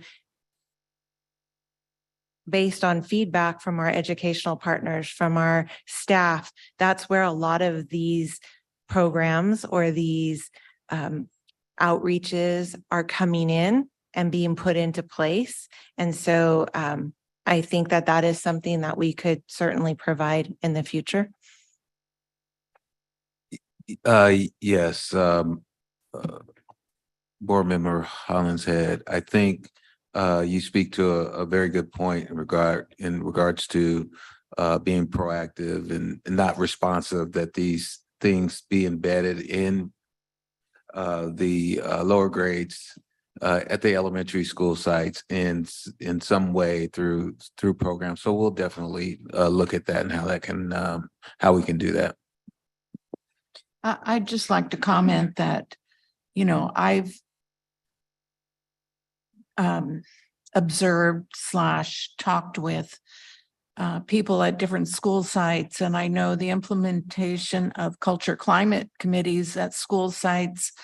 A lot of the conversation is around supporting individual students who bring attention to themselves that may already be hooked up with outreach, but other things are happening. So I know there are some rote kind of things that we do as part of our curriculum, but I want to give credit to our staffs, both in the classroom and just working at the school sites that, do observe behaviors or get a sense of things that are going on, and it does not go unchecked. So that connectedness, I think we see even after the past, having been disconnected because of COVID, at the elementary level, students do tend to feel a lot more connected to their individual teacher and oftentimes even to, people, the principal and the people in the office, because they need that. And so they come and they get it kind of. And I think, while the examples were only of junior high students, from my own personal experience, and I'm sure the two of you standing there could talk about it too, you don't wait until the red flag is waving. Much of the time, something has already started before you reach those critical moments where a student comes to school under the influence or things like that. So I want to give credit to or recognize that there is a lot more proactive activity out there to intervene at much, much earlier levels.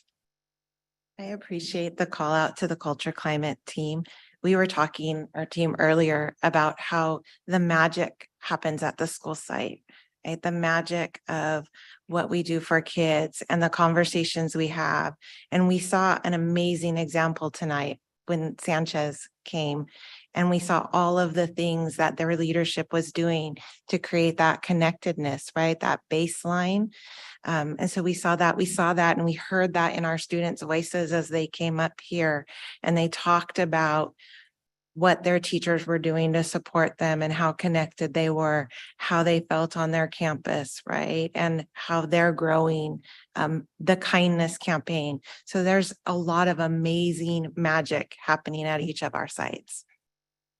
And I just wanted to add, this is not to place any blame on one particular, whether students, whether it's parents, whether it's teachers, whether it's staff, whatever the case may be. It's really just to really put a light on, and you mentioned this previously, the complexity of the human beings at this age, in this time, in this world as we see it. And how do we best respond to that?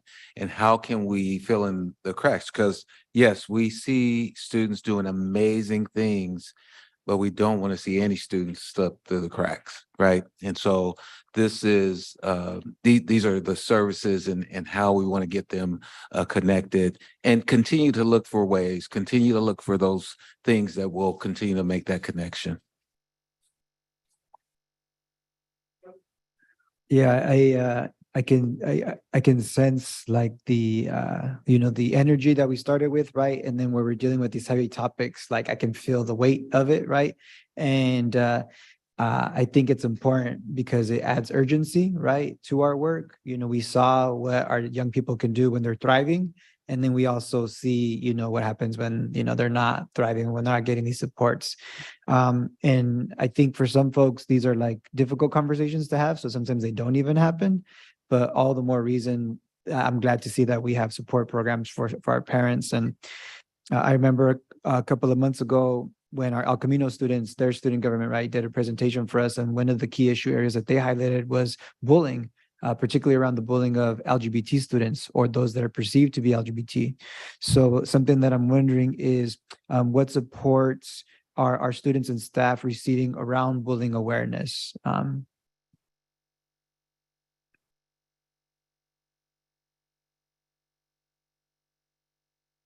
think that one of the things that I would add is that the recent investment in our school counselors will be really critical in building that awareness and really supporting that healthy culture and climate at the school level. And when we think about one of the key focus areas for our counselors is moving into how we build that restorative culture at our school sites. And the role of the school counselor, part of it will be working side by side with that classroom teacher, building that awareness and that capacity as well. So we've talked a little bit about things like kindness campaigns and different ways schools are addressing the concerns around bullying, but it's just that bigger picture of how we're really building that restorative culture where students feel that empathy, feel connectedness to the adults and to one another. It's all of what we were talking about this evening. And do we know, for example, if our staff, either in their professional development days or throughout the year, are receiving some sort of education around how to spot, for example, students that are potentially being bullied, like what are like the signs, if you will, or how to respond, right? Because in class, sometimes that happens, right? A student will say a really disrespectful comment toward another student. As an educator, I'm sometimes like, caught off guard, when that happens. So do you know if our staff are receiving the support that they need to feel adequately prepared for that? Do you know if they've received any training this year or what do you know? There are annual trainings that staff go through around bullying awareness, around different topics that we've discussed this evening. And then we've worked really, really hard to focus on building those inclusive practices. And that's about how we treat one another's adult to child, child to adult, child to child, so on and so forth. And we're thinking about all children, right? Regardless, we're all different and we all belong, right? And we should all feel like we belong. And so that's just the undertone really of all of the work that we've been doing through our professional learning is really speaking to that and building awareness around that and the impact that safe environment has on ensuring that students are able to learn. And in terms of our new counselors, are those counselors fully credentialed counselors?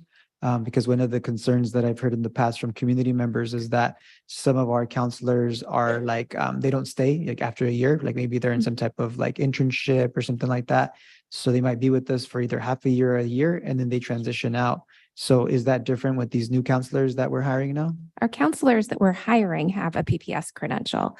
Often those therapists or individuals that you might have heard about happen to be our outreach mentors who don't necessarily have that same credential, and they don't always stay with us as long. But I know that we're always working to build that bank of outreach mentors and try to keep that longevity at our sites because we know how important those relationships are. Absolutely. And then in terms of I was glad to see some drug awareness, right? Education. How frequent is this? Because most of us are aware of the Red Ribbon Week, right? And that's, really awesome that students really get into it and dress up and things like that. But I would hate for that to only live within a 1 week period. So what type of ongoing learning are our staff and students receiving around drug awareness?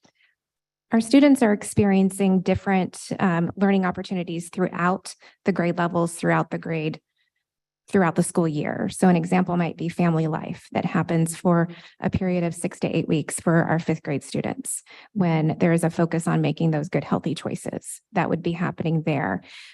Going back to our school counselors, another role that they have is pushing into the classroom multiple times, all classrooms throughout the year to provide what we would call tier 1 lessons around making those good choices, SEL lessons, college and career readiness type lessons, social emotional type lessons. And so that's a big piece of work that they would do too. And a teacher would be in the room observing and leading that conversation alongside the school counselor. And so I think it's not a stop and talk about. It's not that one point or that 1 week throughout the year. It's all of the things we were talking about tonight. And how are we just creating that culture of connectedness and supporting healthy choices all the way around. And do you know if some of those topics also include like healthy relationships? I know some students, for example, are already like dating, for example, in junior high school. Parents must think, God forbid, in elementary school that they're already dating, right? So this leads to those, those difficult conversations. But are our students also receiving education around that, around healthy relationships, both just as friends and also when they're already considering to date? Yes, I think during like family life, when that starts happening in fifth grade, that's a key focus of that learning for our students, because that's typically when you start to see some of those relationships start to form. Anecdotally, I would tell you that, the kids tell on one another at that age, and typically then teachers intervene, they have conversations. Sometimes it's the outreach mentor who would then have conversations, reach out to parents. We're not ready for that yet, right?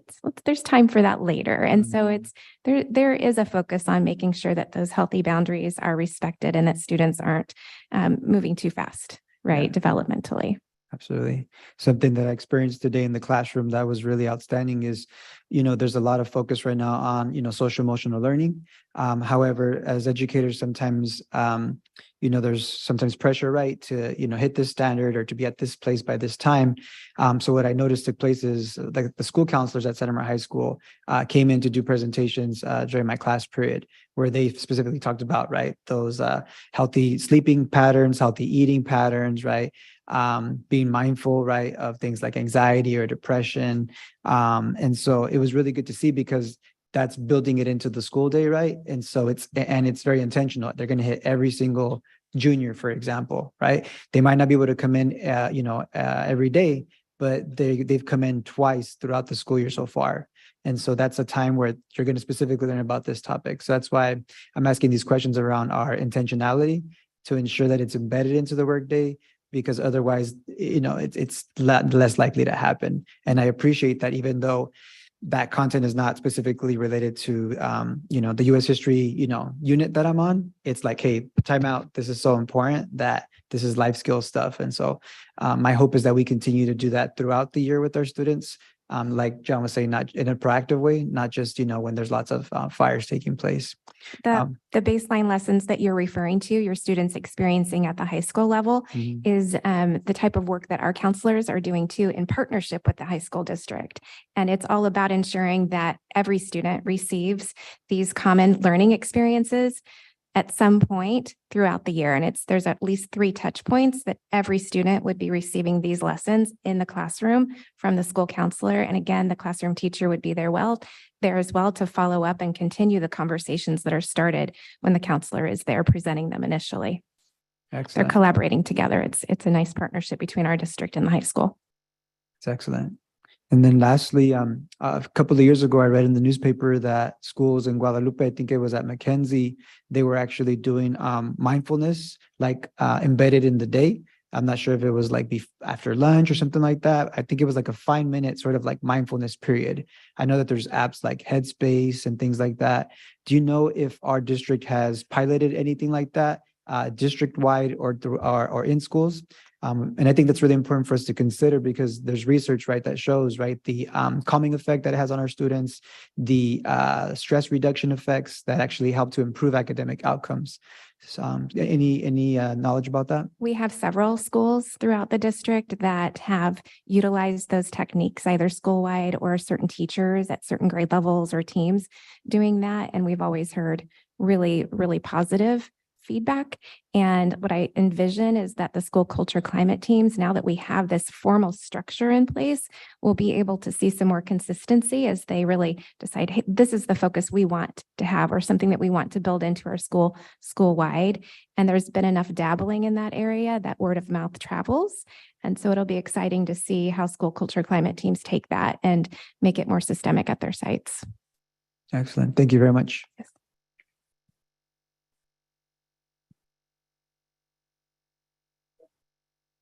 Any other questions, comments? I'll acknowledge the receipt of the student wellness discussion as presented. Thank you. Thank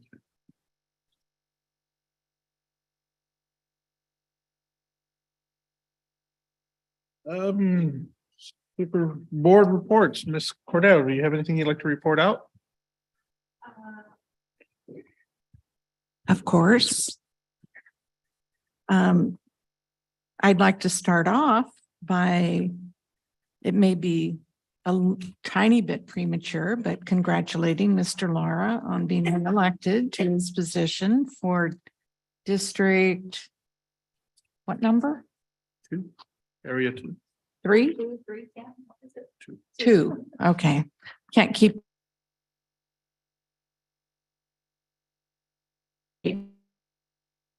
Yet. And I had a number of people, these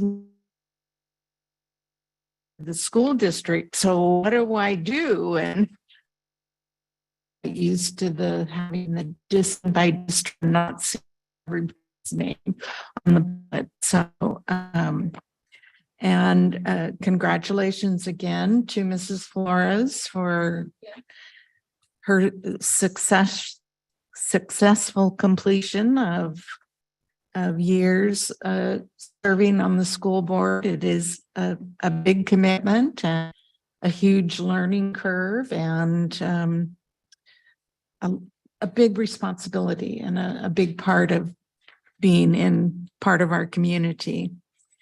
I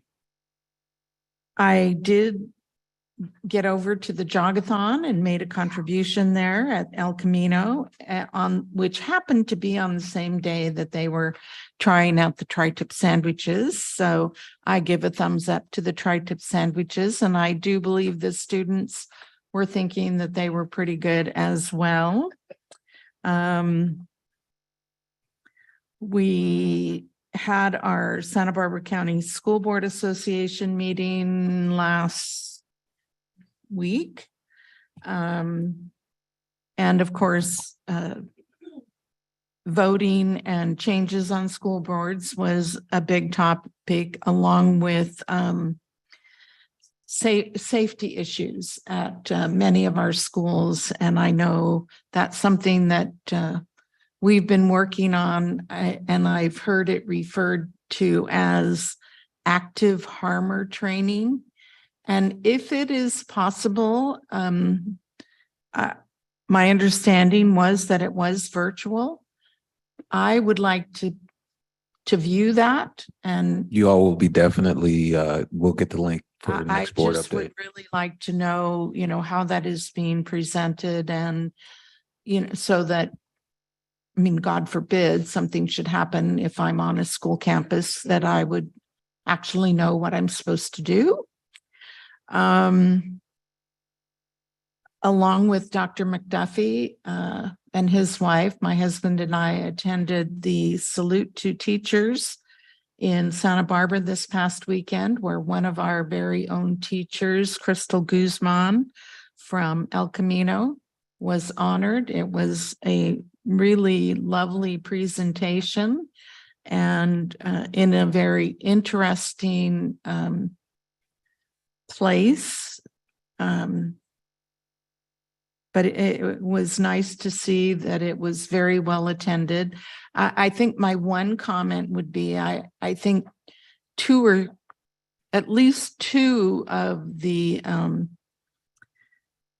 awards from, I brought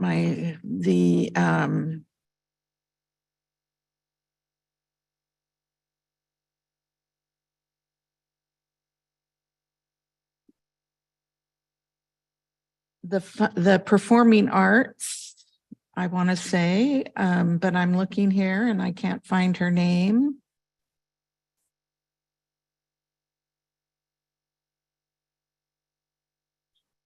Was recognized for her work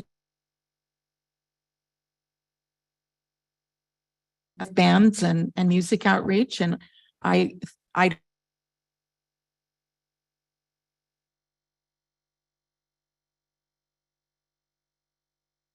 puts in the recommendation of some very fun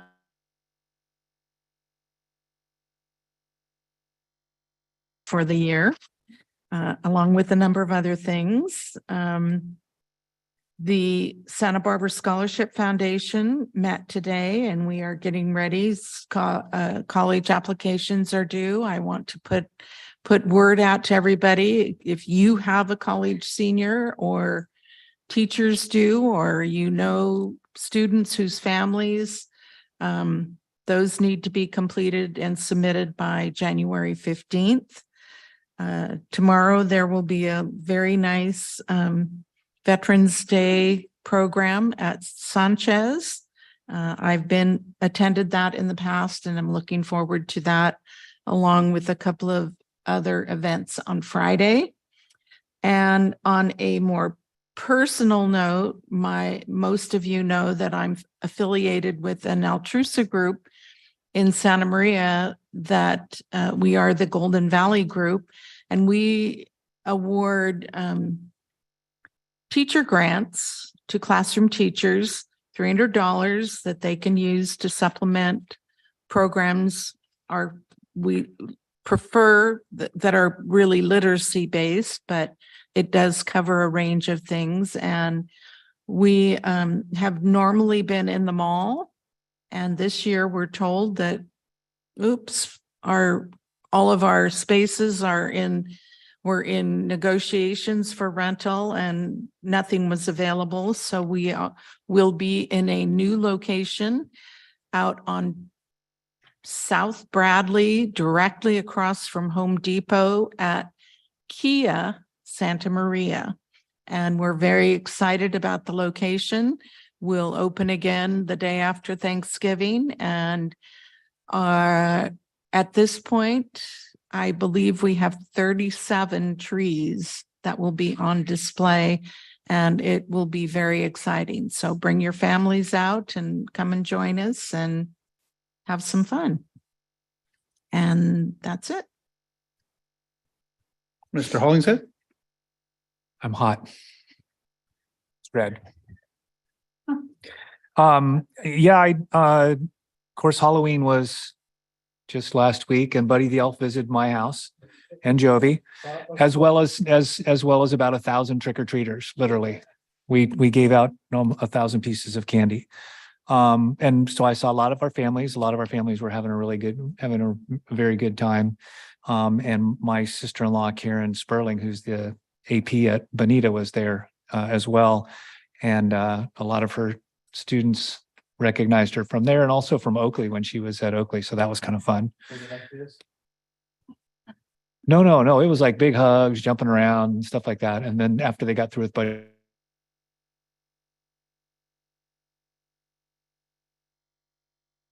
so that was really a joyous time. I went to school last.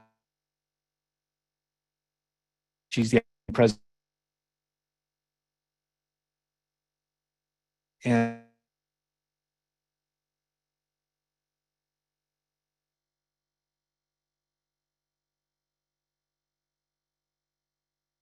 teaching and learning, made a presentation mostly regarding their CASP results, but also in doing so and talking about some of the steps that they wanted to make in attaining better test scores. She really gave a lot of props to articulation with our district. So I mentioned that to Mrs. Loftus earlier today, but I wanted to mention that to all of you guys, that she really is very appreciative of you guys and the articulation that's going on between the districts, and thinks that's going to be really something that's really going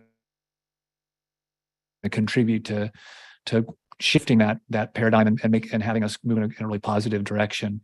And so I just wanted to let you guys know that for me was a really great thing to hear at a board meeting where they knew none of us were in attendance, obviously.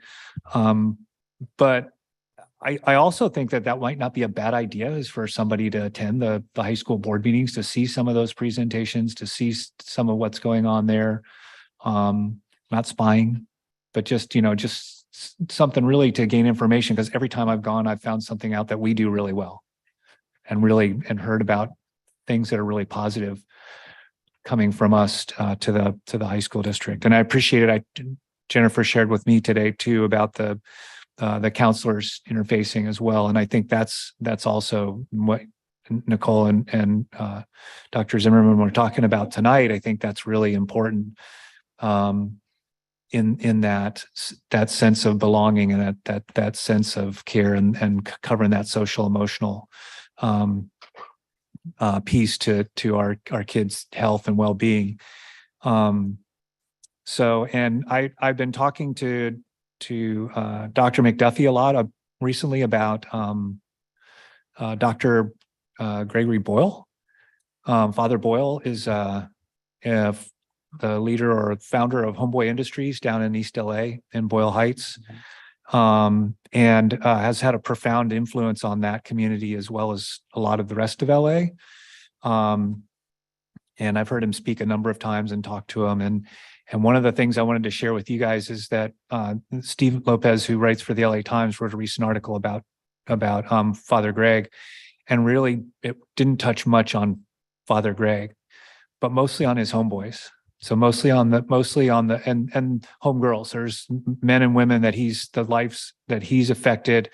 And a lot of what you guys were talking about tonight and what the students were talking about, I really appreciated, because the attestation is to tenderness and to the kindness that you guys all spoke to. And I think, and I apologize if I seem critical of the presentation. It's more about the comprehensiveness and that outreach to everybody and that inclusiveness and going all the way down to the little. So I really appreciate the additional explanations to where we're at there. But it can be as simple as that tenderness and that unconditional tenderness and that sense of belonging. And that was really the thing that each and every one of the homeboys that were interviewed in Steve Lopez's article spoke to, was that that comes through from Father Greg to each and every one of them, and it's been thousands, right? But that then they feel compelled and a calling to pass that along to anybody who will listen, or anybody who's involved with them. And so I think that's the thing I really loved about that web presentation was, and hearing these guys tonight is that I think really that the key is that those kids are going to do the work. So I appreciate the complexity of it, but there is some simplicity in some of what we can do, and some of it we witnessed tonight. So I mean that was just an amazing thing. So I didn't plan to say any of that, but there it was. So I wanted to let you guys know I appreciate the presentation, but and I think that what you were talking about is going to really be impactful.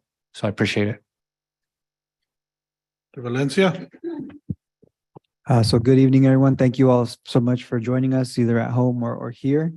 I wanted to take some time to acknowledge sometimes there's overlapping commemorations in different months. So I apologize if I'm overlooking any particular communities, but I did want to highlight, November as a Native American Heritage Month, Indigenous History Month. And I took some time to take a look at just a couple of different land acknowledge statements that I've seen different students, school boards out there do. I'm not sure if our district has done something like this before, but I think it would be a great idea to do so. So looking forward into the future. So what I did is I looked at Cal Poly, their student government has a little bit of education around what a land acknowledgement is. So I wanted to take some time to do that now. So in their website, it says, what is a land acknowledgement statement? A land acknowledgement is a formal statement that recognizes the unique and enduring relationship that exists between Indigenous peoples and their traditional territories. Why do we recognize the land? The land in California is inextricably linked to Indigenous peoples. Expressing gratitude and appreciation to the Indigenous peoples is a step to recognizing those who were living and working on the land across California long before Europeans arrived. It also states, we acknowledge that the land on which Cal Poly sits carries the heritage and culture of Indigenous peoples of San Luis Obispo County, the Northern Chumash tribe. We honor the Indigenous people's connection to these territories and respect the land on which we gather. Moving beyond land acknowledgement. While land acknowledgement is an important starting point, ongoing and consistent action to support Indigenous communities is critical. Being an Indigenous ally is an ongoing and lifelong process. And there's a couple of other, pieces of information, but toward the end of their webpage, it reads, time spent learning about Indigenous issues, read books, watch documentaries, listen to podcasts, or other forms of education to better understand the true history of colonization and its impacts on Indigenous peoples. So my hope is that our staff, at all levels of leadership, take some time to educate ourselves about what does it mean to reside on the unceded territories of Chumash peoples, so that we could be good relatives, on these lands which we all occupy. The Central Coast is well known for its beauty, but there is a reason why we live in such a beautiful place. It's been cared for many generations, and we are the beneficiaries of that. And so I want to encourage all of our staff to, especially our teachers, to educate our young people about the many contributions that Native people provide to this day. I also wanted to share with you all that I had the privilege of attending Dia de los Muertos, which is very much connected to Indigenous practices, contemporary Indigenous practices. I saw at our local mall, Dr. Tammy Castillo-Schiffer there with some of our district staff. On a weekend, I know all of our staff have busy lives and families. And so I have extra appreciation when our staff are visible to these events, because that's where our families come out with their children. That's where those conversations happen, where they don't always have access to our district office. And so I really appreciated seeing that. I also saw Marta Rodriguez at the event, which is one of our educators, and I believe Artosas as well, if I'm not mistaken. And she shared I asked for her to share with me a PowerPoint that she created about Dia de los Muertos. So she did a great job creating a PowerPoint and then shared it, I believe, with some of our staff members. So that makes it really easy for our educators, right, to then share that information with our students. So I really appreciate that. And I know that at Adam Elementary, we also had educators that did some really exciting, activities around Dia de los Muertos. These are things that educate our students, right, about these traditions, allow them to be creative. And we talk a lot about connecting rigor with also relevance in education. Well, that's a really key piece of that, right? When our young people see themselves in what they're learning, they're going to be that much more engaged. So I appreciate all of our staff for being a part of those efforts. I also want to say thank you to one of our educators, Estacia Flores. She invited me and as well as the board to come to the walkathon event that Linda was just mentioning a little while ago. And it was very much coincidence that they were also having tri-tip sandwiches on that day. To me, that was like a 2-for-1 win right there. And I got a chance to ask the students if they were enjoying their this pilot program of providing tri-tip sandwiches to our students. And there was no complaints from the students whatsoever. So, and I do want to add to that shortly after my attendance of this, I communicated with one of our parents that has a child in our district, and they also talked about the importance of also incorporating ideas like, well, what about meatless Mondays, right? We know that many doctors are also recommending diets that are less heavy, right, on processed meats. And so, the standard American diet is really heavy, right, on lots of dairy, lots of meat, lots of processed foods. And so I would love to see, in addition to that wonderful project of tri-tip, how can we come up with some creative vegetarian options for our students where the meals are still delicious as well as nutritious.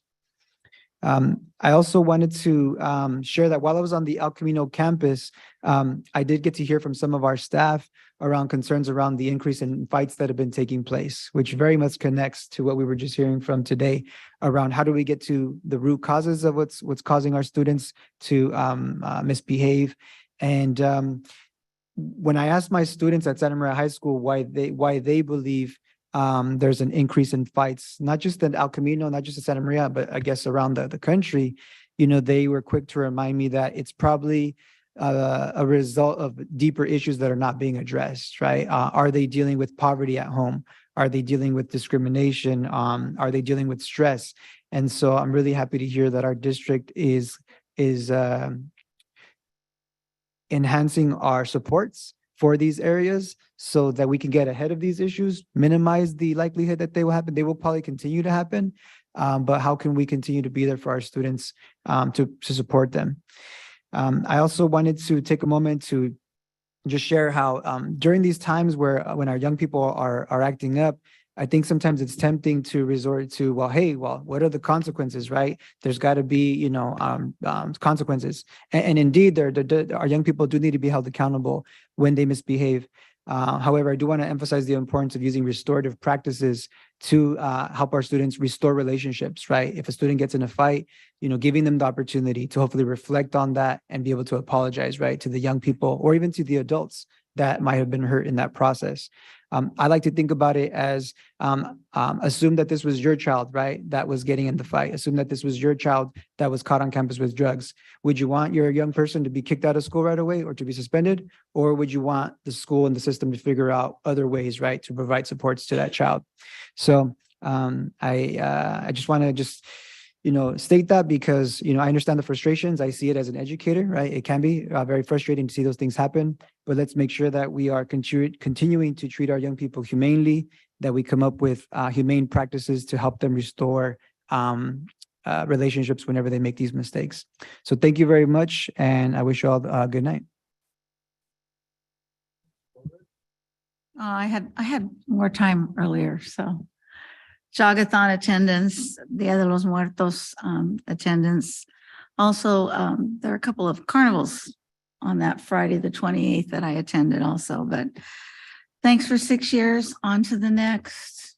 Very lovely. And I'm sorry you had to look at that all day but or all night, but it's very appreciative. And I thank you. It's been a pleasure serving on this board. Well, it's been a pleasure having you on the board. We're going to miss you. Well, first of all, I want to give congratulations to Mr. and Mrs. Cordero for being acknowledged for the philanthropy that they have done for the city and all the groups you guys have been involved with and the kids. So congratulations. That was very well deserved. And then on October 28th, I went to Rice School and did the trunk or treat.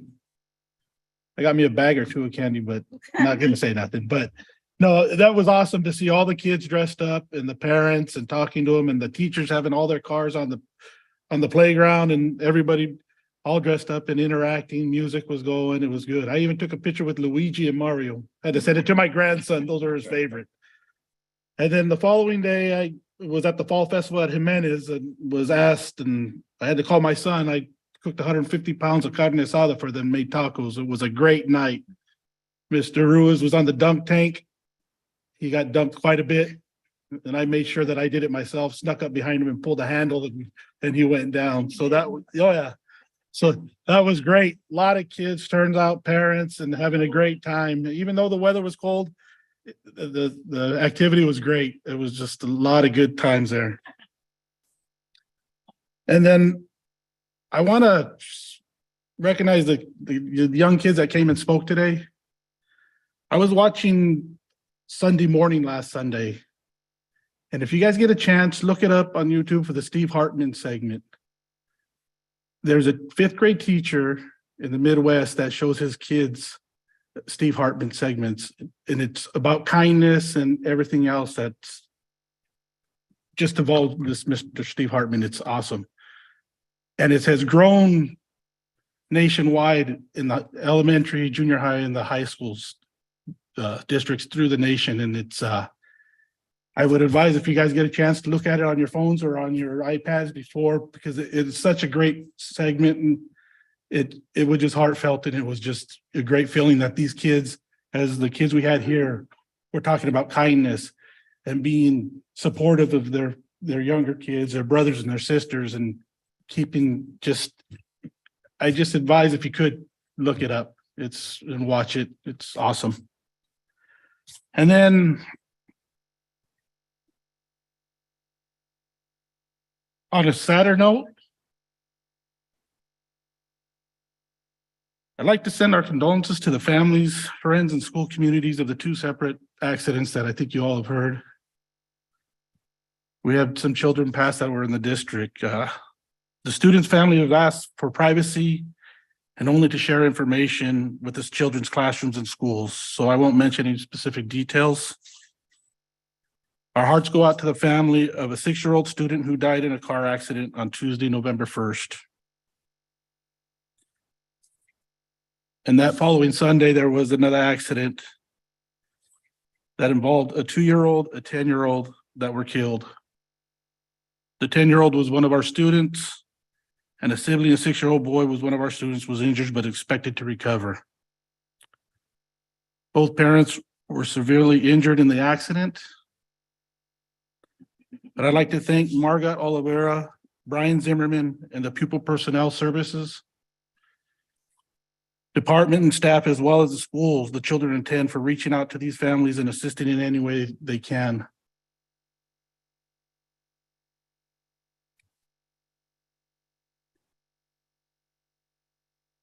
It's just a sad thing to hear a child lose their life at a young age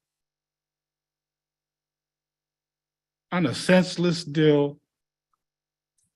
And I just want, our thoughts and prayers to go out to their families and the students at the school sites, because it's very tragic and hard to explain to these children that they were classmates with. So that's all I've got. Thank you. Thank you, President Laura. And you said it quite eloquently, and I'm going to shorten my comments. I just want to thank the board. I want to thank you. Congratulations on your anticipated board election. You provided me with so much support and been vital to me as a new superintendent and being board president. So I appreciate that, and I thank you. The board members for being so very supportive to me. I know I probably said that every week, but it's because I mean, and I thank each and every one of you. I want to congratulate Linda Cordero and Mike Cordero for their honor last November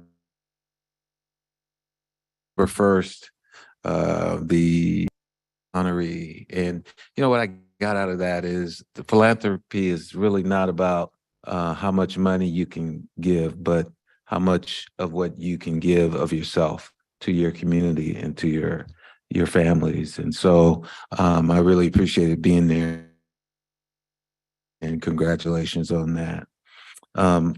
Vida, just a special thank you to you. See, you guys don't know this, but I can get like President Laura. I'm starting to get emotional now for what you've done to me in this short period of time. Just thank you and how you exude love for the students and the families here in Santa Maria. It's just been awesome working with you, and to continue working with you in different.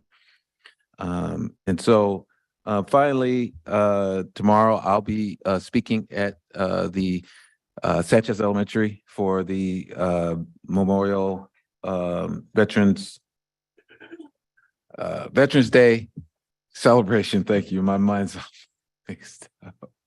But the Veterans Day celebration, and I look forward to that.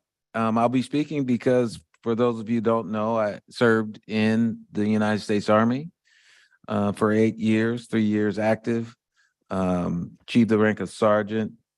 And it taught me a lot in regards to leadership, teamwork, inclusivity, mission, and how important those things are to any organization. And so look forward to speaking there. And, I'd like to say Santa Maria Bonita, just as we had the slogan in the Army, and you guys might know, the be all that you can do it, right? And it's definitely what we want to exude, not just for ourselves, but for the students that we serve, for them to be all that they can be. And so with